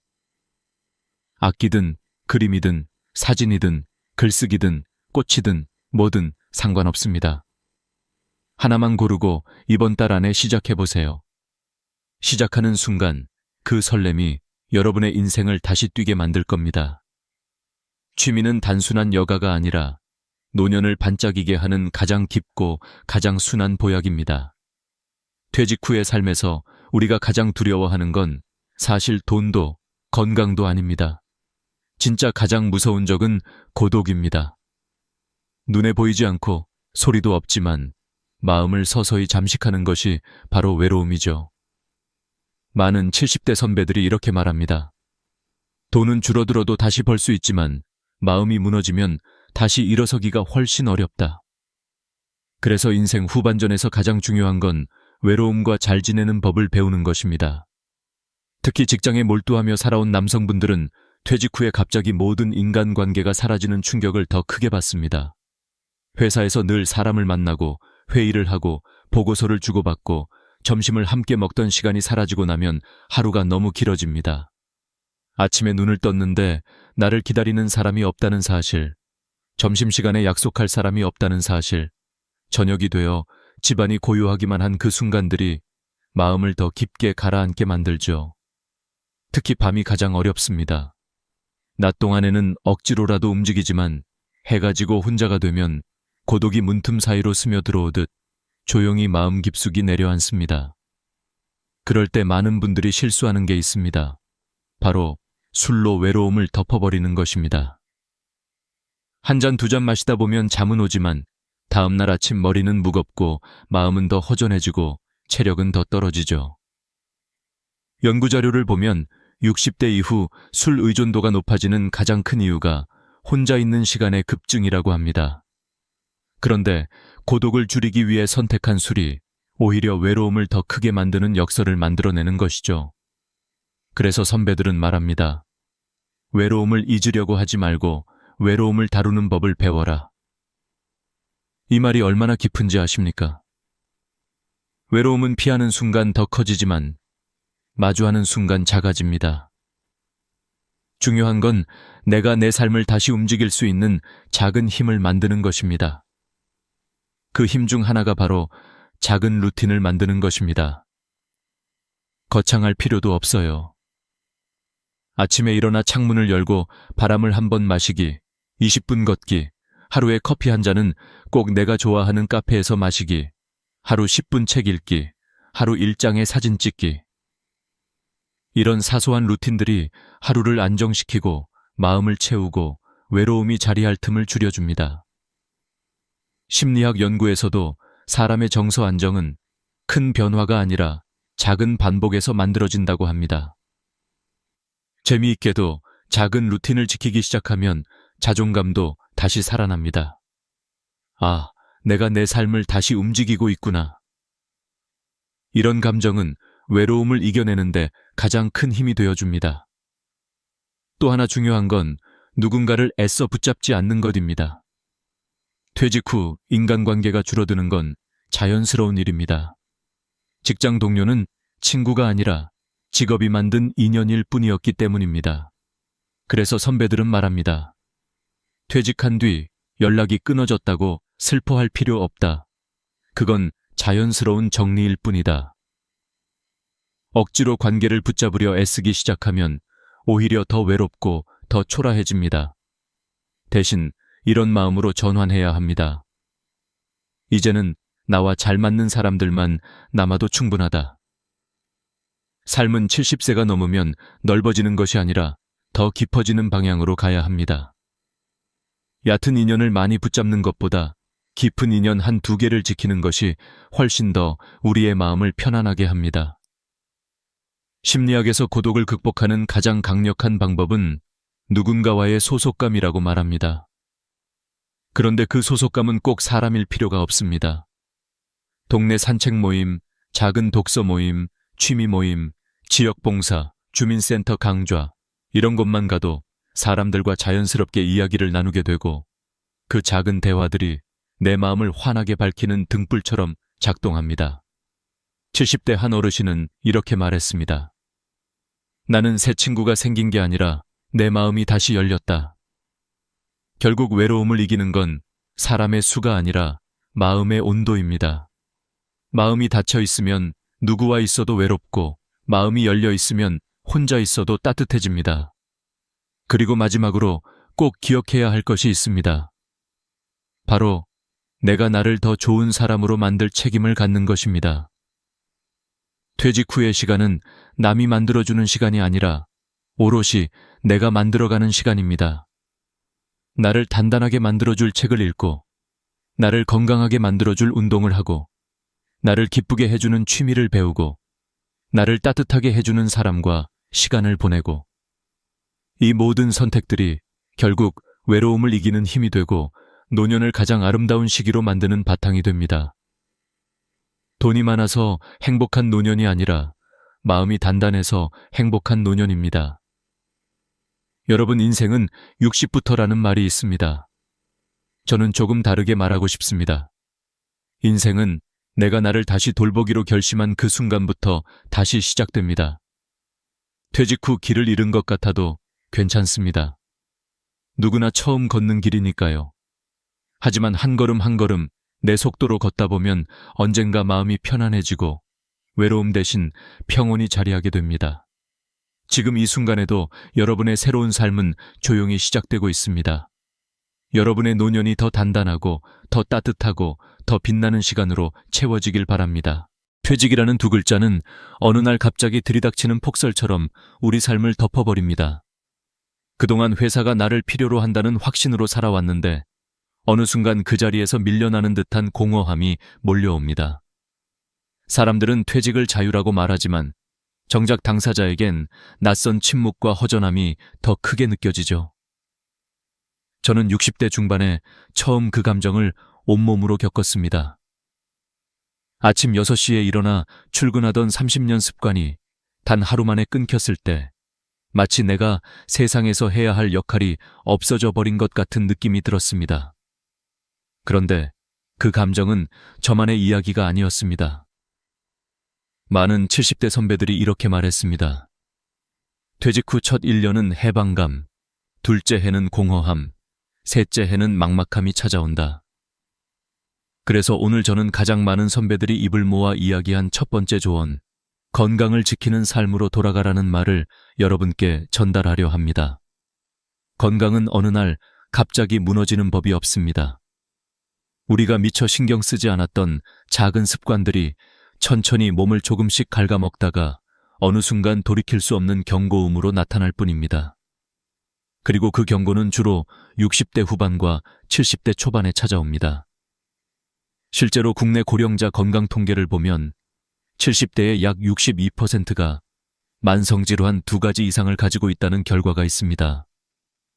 걸을 때 무릎이 시큰하고 음식이 잘 씹히지 않고 잠을 자도 피곤하고 귀가 점점 어두워지는 변화는 자연스러운 노화처럼 보이지만 사실은 미리 관리하지 않은 대가라고 말하는 전문가도 많습니다.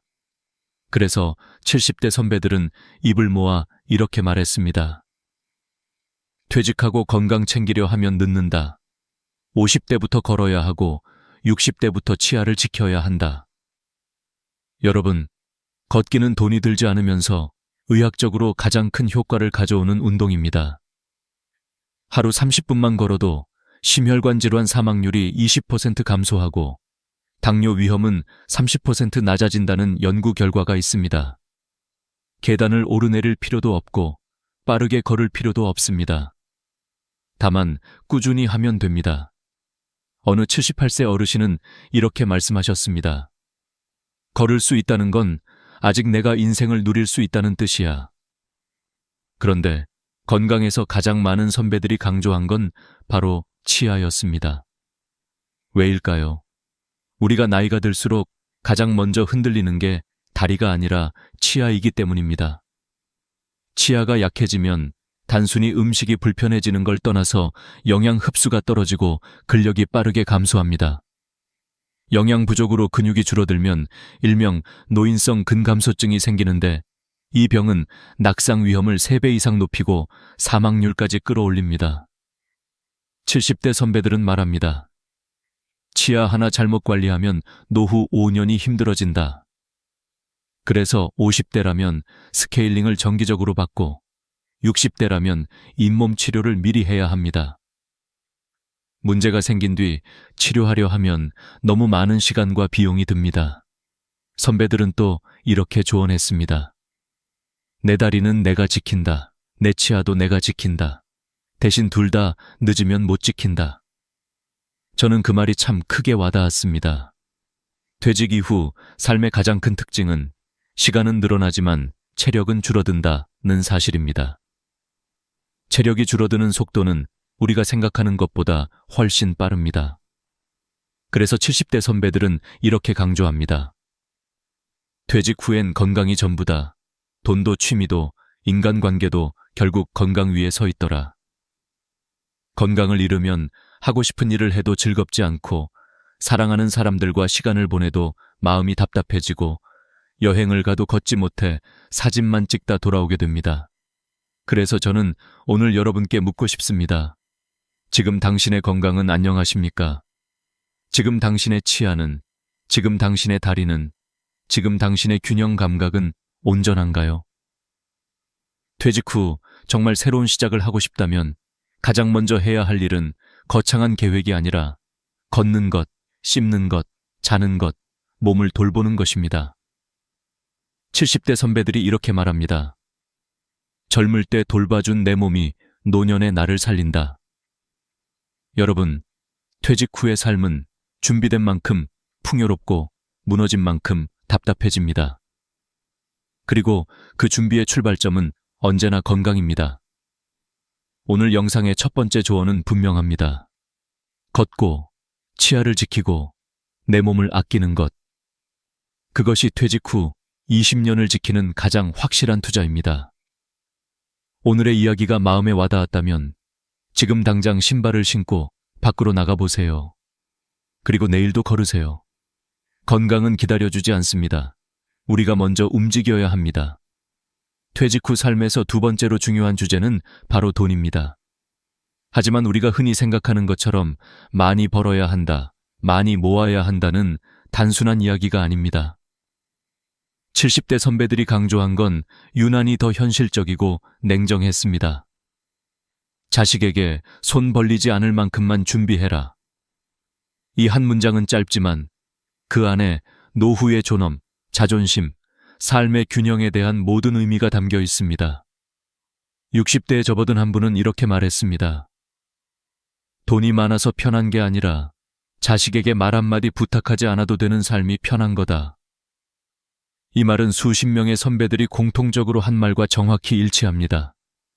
노후 자금은 많으면 좋지만 핵심은 자유롭게 쓰는 돈이 아니라 남에게 의존하지 않아도 되는 돈입니다. 퇴직 후 가장 많은 사람들이 겪는 착각이 있습니다. 지금 쓰는 생활비가 평생 똑같을 것이다. 하지만 실제 통계는 전혀 다르게 말합니다. 은퇴직 후 5년 정도는 외부 활동이 많아 오히려 지출이 크게 줄지 않지만 70대에 들어서면 생활비가 50 대리 60대의 절반 이하로 떨어집니다. 왜일까요? 소비 욕구가 줄어들고 이동량이 줄고 건강을 신경 쓰기 위해 과도한 소비를 하지 않기 때문입니다.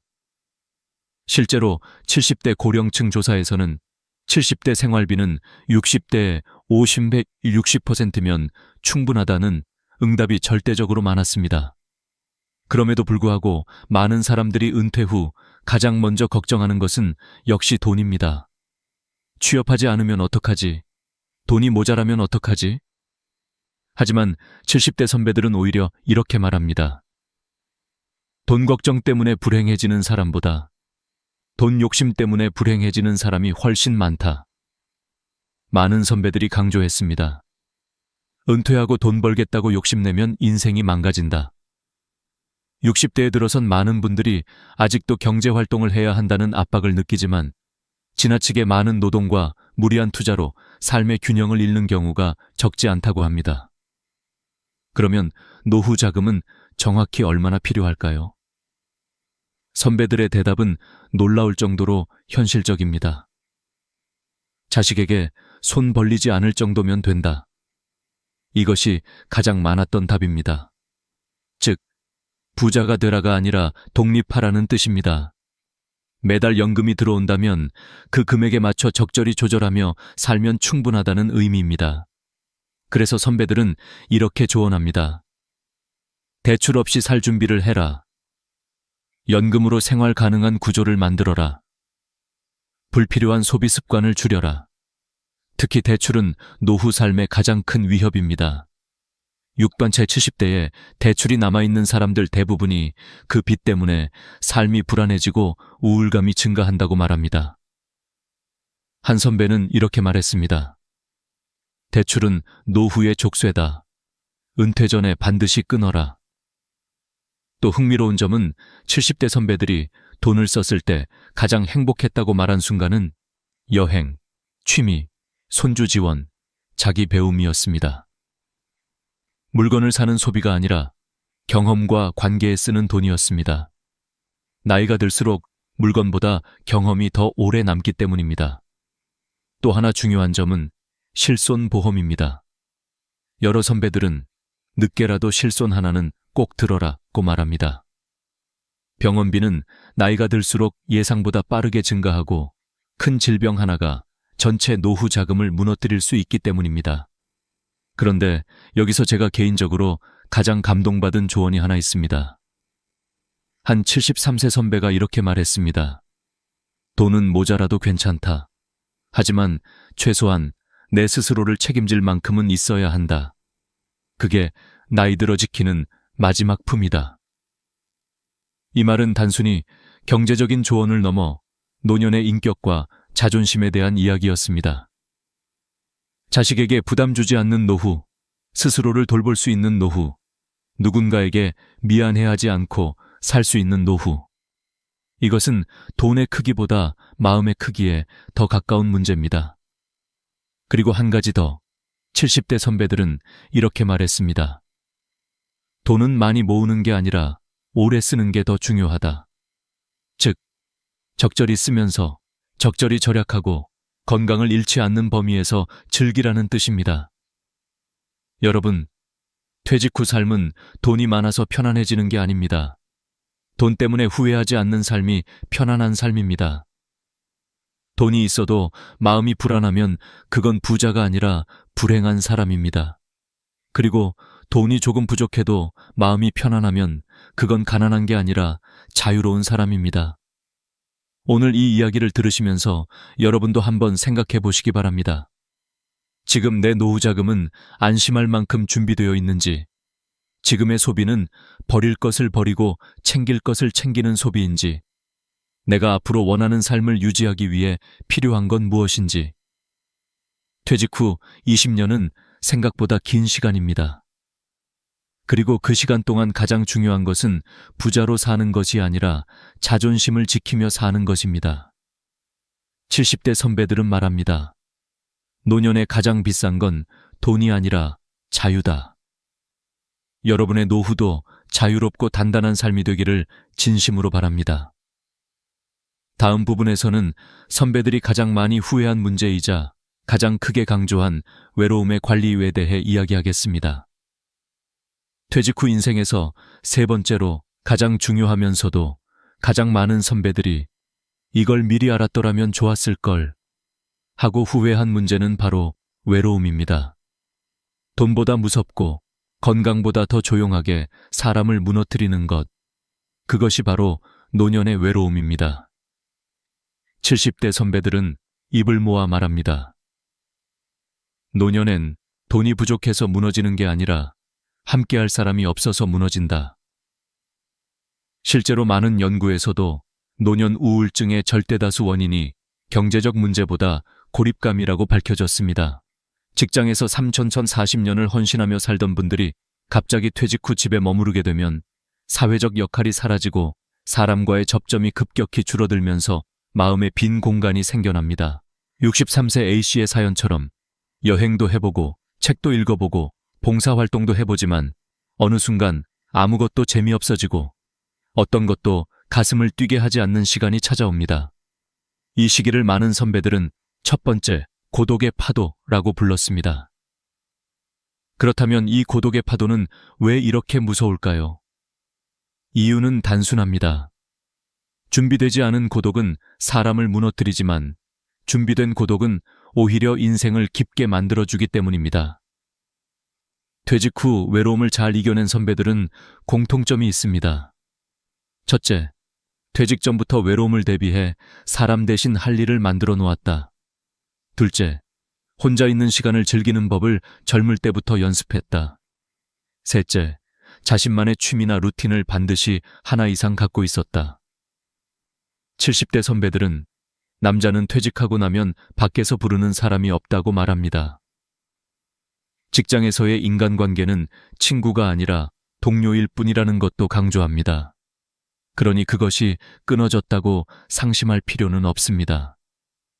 외로움의 문제는 누가 날 안 불러줘서가 아니라 내가 나 자신을 어떻게 돌보는지에서 출발합니다. 70대 선배들이 외로움을 이겨낸 가장 효과적인 방법은 의외로 아주 단순했습니다. 취미를 가져라. 그리고 취미는 반드시 혼자 할 수 있는 것부터 시작해라. 노년기의 취미는 누구와 함께 할 때보다 혼자 해도 외롭지 않은 활동일수록 안정감이 컸습니다. 선배들이 가장 많이 추천한 취미는 다음과 같습니다. 땀 흘리는 운동, 수영, 탁구, 요가, 걷기, 지역 커뮤니티 활동, 동호회, 노인센터 프로그램, 요리 배우기, 미술관, 박물관 탐방, 이들은 단순한 취미가 아니라 고립을 막는 연결고리였습니다. 그 중에서도 지역 활동 참여는 외로움을 감소시키는데 매우 효과적이었습니다. 여러분도 잘 아시다시피 한국의 고령층은 지역사회와의 연결이 끊어지면 급격히 고독해지는 성향이 있습니다. 그래서 70대 선배들은 말합니다. 집 밖에 나가는 일이 건강관리만큼 중요하다. 실제로 매일 2-30분씩 사람을 만나거나 소통하는 사람들은 그렇지 않은 사람보다 우울증 위험이 40% 이상 낮았습니다. 또 하나 중요한 조언은 배우자 관계입니다. 70대 선배들이 인생에서 가장 소중한 사람으로 꼽은 1위는 압도적으로 배우자였습니다. 평생 사람을 만나고 헤어지고 친구들과 어울렸던 시절도 지나고 나면 결국 마지막에 남는 사람은 배우자뿐이라는 것입니다. 그래서 선배들은 말합니다. 젊을 때부터 부부 대화를 많이 해야 노년에 외롭지 않다. 부부 관계가 좋으면 하루가 안정되고 마음의 피로도 훨씬 줄어들며 생활 만족도는 크게 올라간다고 합니다. 그렇다면 혼자 있는 분들은 어떻게 해야 할까요? 선배들은 이렇게 조언합니다. 외로움을 두려워하지 말고 외로움을 관리하는 기술을 배우라. 혼자 사는 분들일수록 사회적 연결이 훨씬 더 중요합니다. 재취업을 해서 사람을 접하는 것도 매우 효과적인 방법입니다. 70대 선배 중엔 이렇게 말한 분도 있습니다. 출근하려고 매일 준비하는 그 과정 자체가 내 인생을 다시 살게 하더라. 재취업은 단순한 돈 문제가 아니라 리듬과 사람, 존재감을 회복시키는 역할을 합니다. 그런데 여기서 제가 가장 깊게 공감했던 조언이 있습니다. 70대 선배 한 분이 조용히 이렇게 말했습니다. 퇴직한 남자는 가만히 있으면 집안 분위기까지 가라앉힌다. 누군가 나를 챙겨주길 바라지 말고 내가 먼저 움직여야 한다. 이 말은 외롭지 않기 위한 가장 확실한 방법이 능동적인 삶이라는 점을 강조한 것입니다. 결국 노년의 외로움을 이기는 핵심은 세 가지입니다. 1. 취미를 만들 것. 지역사회에 연결될 것. 3. 혼자 있는 시간을 두려워하지 않을 것. 외로움은 자연스럽습니다. 하지만 관리할 수 있습니다. 그리고 잘 관리된 외로움은 오히려 인생을 더 단단하게 만들어줍니다. 다음 부분에서는 퇴직한 후 진짜 필요한 마음가짐과 생활 루틴에 대해 더 깊게 살펴보겠습니다. 퇴직 후 남은 인생을 어떻게 살아야 할까? 이 질문은 누구에게나 막막하지만 70대 선배들의 공통된 대답에는 한 가지 중요한 진리가 숨어 있었습니다. 바로 퇴직 후의 삶은 내가 나를 어떻게 대하느냐에 따라 완전히 달라진다. 는 점입니다. 많은 사람들이 퇴직을 하면 세상이 갑자기 조용해졌다고 말합니다. 아침마다 울리던 알람이 사라지고 부장님이 부르는 소리도 동료들의 대화도 들리지 않습니다. 처음엔 그 자유가 달콤하지만 시간이 지나면 그 빈자리에서 이상한 허탈감이 밀려옵니다. 이때 중요한 건 그 빈자리를 무엇으로 채우느냐입니다. 잘 채우면 인생 2막이 시작되지만 못 채우면 우울과 무기력에 잠식됩니다. 70대 선배들은 이렇게 강조합니다. 퇴직 후의 핵심은 외부가 아니라 내부다. 내가 스스로 어떤 사람이 될지 정하는 데서 모든 게 시작된다. 이 말은 단순한 정신론이 아닙니다. 실제로 많은 연구에서 퇴직 후 3세 5년 사이가 심리적 변화가 가장 큰 시기이며 이때의 마음가짐이 노년기의 만족도를 결정한다고 보고합니다. 퇴직 직후에는 새로운 자유에 익숙해지려는 조심스러운 흥분이 있지만 그 다음엔 목표가 사라진 혼란이 찾아옵니다. 그런데 이 혼란은 결코 부정적인 것이 아닙니다. 오히려 새로운 나를 재구성할 수 있는 기회입니다. 70대 선배들은 그 기회를 놓치지 않기 위해 몇 가지 행동을 했다고 고백했습니다. 첫째, 나를 위한 루틴을 다시 만들었다. 퇴직 후 가장 많이 무너지는 것이 바로 리듬입니다. 직장 생활은 누가 시키지 않아도 자동으로 루틴이 생기지만 퇴직 후엔 하루가 무질서하게 흐르기 쉽습니다. 그래서 선배들은 아침 기상 시간과 식사 시간, 운동 시간, 외출 시간을 정해놓고 지켰습니다. 이것만으로도 우울감이 3.40% 감소했다는 조사도 있습니다. 인간의 뇌는 예측 가능한 구조에서 안정감을 느끼기 때문입니다. 둘째, 잘 쉬는 법을 배웠다. 회사에 있을 때는 쉰다라는 개념이 늘 부족했습니다. 늘 피곤했고 늘 시간이 모자랐죠. 하지만 퇴직 후의 휴식은 다릅니다. 진짜 쉬기 위해서는 목적 없는 시간도 버텨내는 연습이 필요합니다. 어떤 선배는 이렇게 말했습니다. 처음엔 빈 시간이 두려웠는데 나중엔 그 시간이 나를 살렸다. 명상, 산책, 음악 감상 같은 아주 작은 외부 자극이 오히려 마음을 건강하게 만들었습니다. 셋째, 내게 맞는 인간관계를 골랐다. 직장에서는 원하든 원치 않든 다양한 관계 속에서 살아야 합니다. 하지만 퇴직 후엔 꼭 보고 싶은 사람들만 남습니다. 선배들은 말합니다. 퇴직 후 만나는 사람들은 전부 선택이다. 그래서 인간관계를 정리하는 과정이 반드시 필요합니다.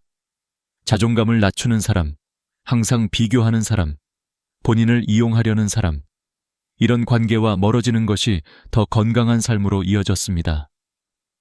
넷째, 자신에게 질문하는 시간을 만들었다. 퇴직 이후 가장 중요한 과정은 자신을 되돌아보는 것입니다. 나는 어떤 사람이고 싶은가? 앞으로의 20년을 어떻게 살고 싶은가? 무엇을 해야 후회하지 않을까? 이 질문들이 방향을 만들어줍니다. 방향이 생기면 흔들려도 다시 돌아올 곳이 생기기 때문에 삶이 훨씬 안정됩니다. 70대 선배들은 말합니다. 방향이 없는 사람은 하루가 길고 방향이 있는 사람은 하루가 짧다. 그리고 마지막으로 가장 많은 선배들이 강조한 것은 나를 위한 작은 목표를 만드는 것이었습니다. 퇴직 후의 목표는 절대 거창할 필요가 없습니다. 일주일에 3번 걷기, 책 한 권 읽기, 요리 한 가지 배우기, 한 달에 1번 작은 여행 가기. 이런 소소한 목표가 삶 전체를 다시 밝게 만듭니다. A씨처럼 허전함과 무기력을 느끼는 사람들은 대부분 무언가를 잃었다는 감정에 집중합니다. 하지만 선배들은 이렇게 말했습니다. 퇴직은 잃는 게 아니라 다시 채울 수 있게 되는 시작이다. 이 관점의 변화가 인생을 완전히 바꿉니다. 또 하나 흥미로운 사실이 있습니다. 심리학 연구에 따르면 퇴직 후 삶의 만족도를 가장 높이는 요소는 돈도 건강도 아닌 소속감입니다. 어딘가에 속해 있다는 느낌, 나를 바라봐주는 사람이 있다는 느낌, 나를 필요로 하는 활동이 있다는 느낌.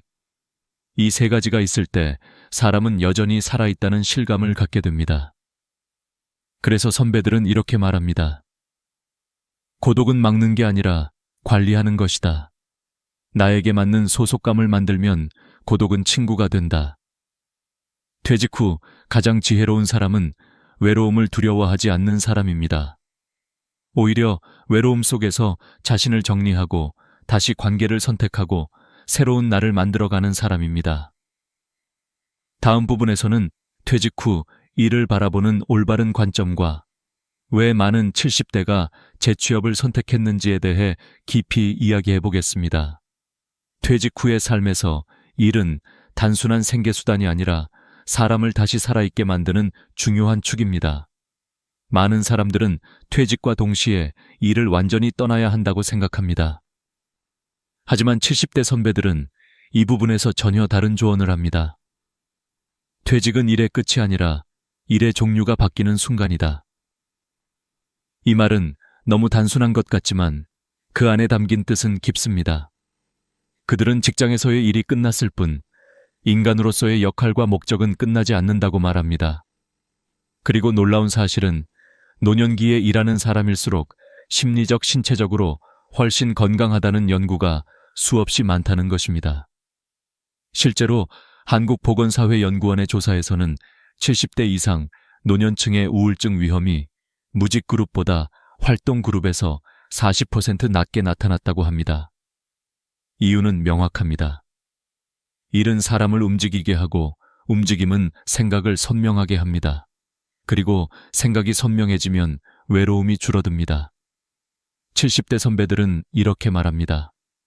노년의 일은 돈벌이가 아니라 존재감이다.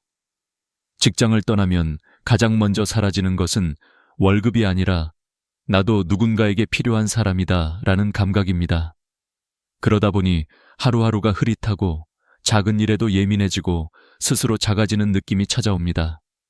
그래서 어떤 형태로든 일을 이어가는 것이 필요합니다. 그러나 여기서 중요한 점이 있습니다. 직장 때처럼 억지로 하는 일은 오래가지 않습니다. 퇴직 후의 일은 잘하는 일보다 하고 싶은 일, 이어야 합니다. 선배들은 말합니다. 이제는 능력보다 기분이 먼저다. 우리가 평생 해야 할 일은 한 가지다. 기분 좋게 사는 법. 그러니 퇴직 후의 일은 나의 감정, 성격, 생활 리듬에 맞아야 합니다. 이때 많은 사람들이 질문합니다. 나이가 들면 누가 나를 필요로 할까? 그런데 실제로 많은 70대가 재취업하거나 새로운 일을 시작해 삶의 활력을 되찾고 있습니다. 다양한 사례가 있습니다. 어떤 선배는 68세에 동네 카페에서 오전 알바를 시작했는데 그 한 시간이 하루를 살아가게 하는 원동력이 되었다고 말합니다. 손님에게 인사하는 그 짧은 순간이 나를 다시 살게 하더라고요. 또 어떤 선배는 택배 분류 보조로 하루 2시간만 일하면서 체력도 회복되고 규칙적인 생활이 생겨 오히려 건강이 좋아졌습니다. 중요한 건 수입이 아니라 매일 나갈 곳이 있다는 사실입니다. 이 단순한 조건이 노년의 고독을 크게 줄여줍니다. 그런데 일의 형태는 꼭 직업일 필요도 없습니다. 누군가는 동네 커뮤니티에서 봉사활동을 하며 일의 의미를 되찾고, 누군가는 한 달에 2번 지역 도서관에서 아이들을 가르치며 삶의 보람을 느낍니다. 누군가는 아파트 경로당에서 탁구 동아리 운영을 맡아 리더 역할을 하며 활력을 얻습니다. 이런 활동은 모두 일의 한 형태입니다. 우리가 일이라고 말할 때 반드시 돈이 오갈 필요는 없습니다. 중요한 건 사회적 연결감, 그리고 내가 누군가에게 필요한 존재라는 느낌입니다. 70대 선배들은 퇴직 후 가장 위험한 것은 아무것도 하지 않는 하루가 쌓이는 것이라고 말합니다. 하루는 편안할 수 있지만 그 하루가 100번 반복되면 삶 전체가 무너집니다. 그래서 작은 일이라도 꾸준히 해야 합니다. 심리 전문가들도 말합니다. 사람은 움직일 때 살아있고 멈출 때 늙는다. 그 움직임이 운동이든 취미든 봉사든 재취업이든 상관없습니다. 움직이는 일에 몸과 마음을 두는 것이 중요합니다. 또 한 가지 중요한 관점은 일을 통해 새로운 인간관계를 만들 수 있다는 점입니다. 퇴직 후 회사 사람들은 자연스럽게 멀어지지만 새로운 일터나 새로운 활동에서는 직장이 아닌 진짜 사람들과 관계를 맺을 수 있습니다. 70대 선배들은 이렇게 말합니다. 진짜 인연은 직장에 있지 않다. 내가 좋아하는 일을 할 때 그 옆에 있는 사람이 진짜 인연이다. 이 말처럼 나이가 들수록 억지 인간관계보다 자연스럽게 이어지는 관계가 훨씬 소중해집니다. 그리고 마지막으로 선배들은 퇴직 후의 일을 미래를 위한 보험이라고 표현합니다. 건강이 악화되면 일도 줄어들고 움직임도 줄어듭니다. 그래서 70대 선배들은 한결같이 말합니다. 지금 할 수 있을 때 움직여라. 지금 할 수 있을 때 시작해라. 늦었다고 생각해도 노년의 시간은 충분히 길고 새로운 일들은 끝없이 많습니다. 결국 퇴직 후의 일은 나를 위해 살아가는 삶의 새로운 방식입니다. 강박도 부담도 없는, 그러나 나를 생기 있게 하는 인생 2막의 엔진입니다.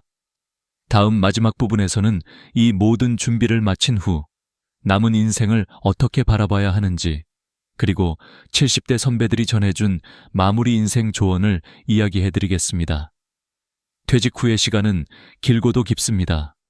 누군가는 그 길을 외로움으로 채우고 누군가는 지혜와 평온으로 채웁니다. 70대 선배들은 말합니다. 인생은 퇴직 후가 더 길다. 그 긴 시간을 어떻게 쓰느냐가 나머지 인생의 품격을 만든다. 인생 후반은 앞부분처럼 바쁘지 않지만 그 대신 더 섬세하고 조용한 방식으로 우리를 성장시킵니다. 이 시기의 삶을 잘 보내려면 무엇보다 마음의 자세를 새롭게 정리해야 합니다. 아무리 돈을 준비하고 건강을 챙기고 취미를 만들어도 마음이 정돈되지 않으면 노년의 삶은 여전히 허전합니다. 그래서 70대 선배들은 퇴직 후 가장 중요한 것은 마음의 태도를 바꾸는 것이라고 말합니다. 인생 후반은 새로운 목표를 세우는 시기가 아니라 남아있는 삶을 더 깊게 즐기기 위한 관점 전환의 시기입니다. 퇴직 후에 많은 사람들이 빠지는 함정 중 하나는 비교입니다. 내 친구는 아직도 일하는데 나는 뭐 하고 있지? 저 사람은 손주들과 행복해 보이는데 나는 왜? 다들 바쁘게 사는데 왜 나만 멈춘 것 같지? 이렇게 비교가 시작되면 마음이 다치기 시작합니다. 그런데 선배들은 말합니다. 노년의 삶에는 비교라는 단어 자체가 필요 없다. 인생의 앞부분은 경쟁과 비교로 가득했지만 인생의 후반부는 경쟁에서 빠져나와야 비로소 평온을 찾을 수 있습니다. 마음이 편안해지는 사람은 한결같이 이렇게 말합니다. 이제는 나만 보면 된다. 남이 아니라. 또 하나 중요한 태도는 관계를 바라보는 시선을 바꾸는 것입니다. 퇴직 후 인간관계는 자연스럽게 정리됩니다. 억지로 잡고 있어야 할 관계도 아니고 내 삶에 도움이 되지 않는 사람에게 매달릴 필요도 없습니다. 70대 선배들은 이렇게 이야기합니다. 나이를 먹는다는 건 억지 인연을 끊고 따뜻한 인연만 남기는 일이다. 그러니 떠나는 사람을 붙잡지 말고 오히려 조용히 보내주는 지혜가 필요합니다. 떠난 인연 때문에 마음을 상하는 대신 지금 내 곁에 남아있는 단 한 사람에게 더 깊은 마음을 쏟는 것이 훨씬 더 가치 있는 일입니다. 그렇다고 노년의 관계가 줄어드는 것이 무조건 나쁜 것은 아닙니다. 오히려 관계가 줄어들수록 진짜 필요한 관계만 남습니다. 그중 가장 중요한 관계는 배우자입니다.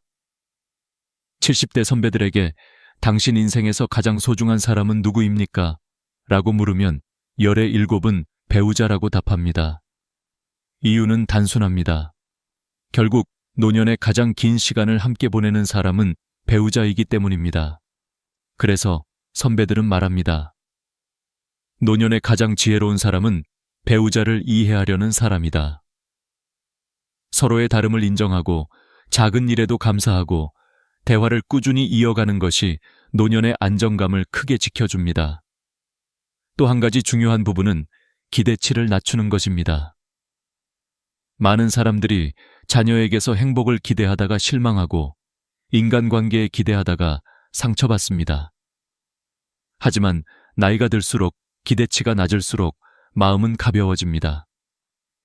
기대가 적으면 실망도 적고 실망이 적으면 마음이 덜 상합니다. 그래서 선배들은 말합니다. 기대는 줄이고 감사는 늘려라. 그러면 마음은 항상 편하다. 작은 것에도 고마움을 느끼는 태도가 노년의 삶을 지탱하는 기둥이 됩니다. 그리고 마지막으로 중요한 태도는 자기 자신을 다시 발견하는 것입니다. 퇴직 후 많은 사람들이 자신을 잃어버립니다. 직장에서 남의 시간을 살아왔기 때문에 자신의 시간을 갑자기 어떻게 써야 할지 모르는 것이죠.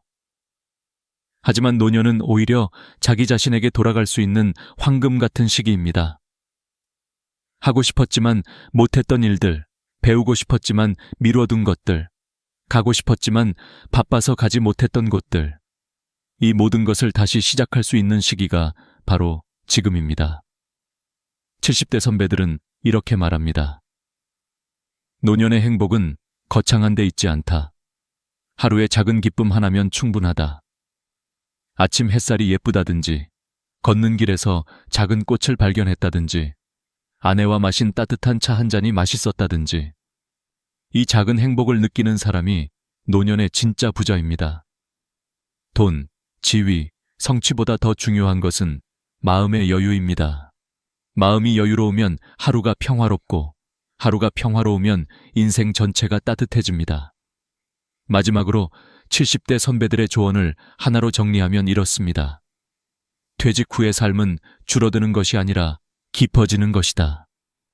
건강을 지키고 돈을 준비하고 외로움을 이겨낼 일과 취미를 갖는 것, 그리고 마지막으로 마음의 태도를 바르게 조정하는 것. 이 4가지가 인생 후반의 품격을 결정합니다. 오늘 이야기의 마지막 문장을 선배들은 이렇게 남깁니다. 지금부터라도 삶을 두려워하지 말고 당신이 원하는 인생을 다시 써라. 남은 시간은 충분하고 새로운 길은 언제든 열려 있습니다. 당신의 노년이 더 깊고 더 단단해지기를 진심으로 바랍니다. 오늘도 끝까지 함께 해주셔서 감사합니다. 구독과 좋아요 눌러주시고 이 영상을 주변의 소중한 분들과 함께 나눠주신다면 더 많은 분들이 따뜻한 노년을 준비할 수 있을 것입니다.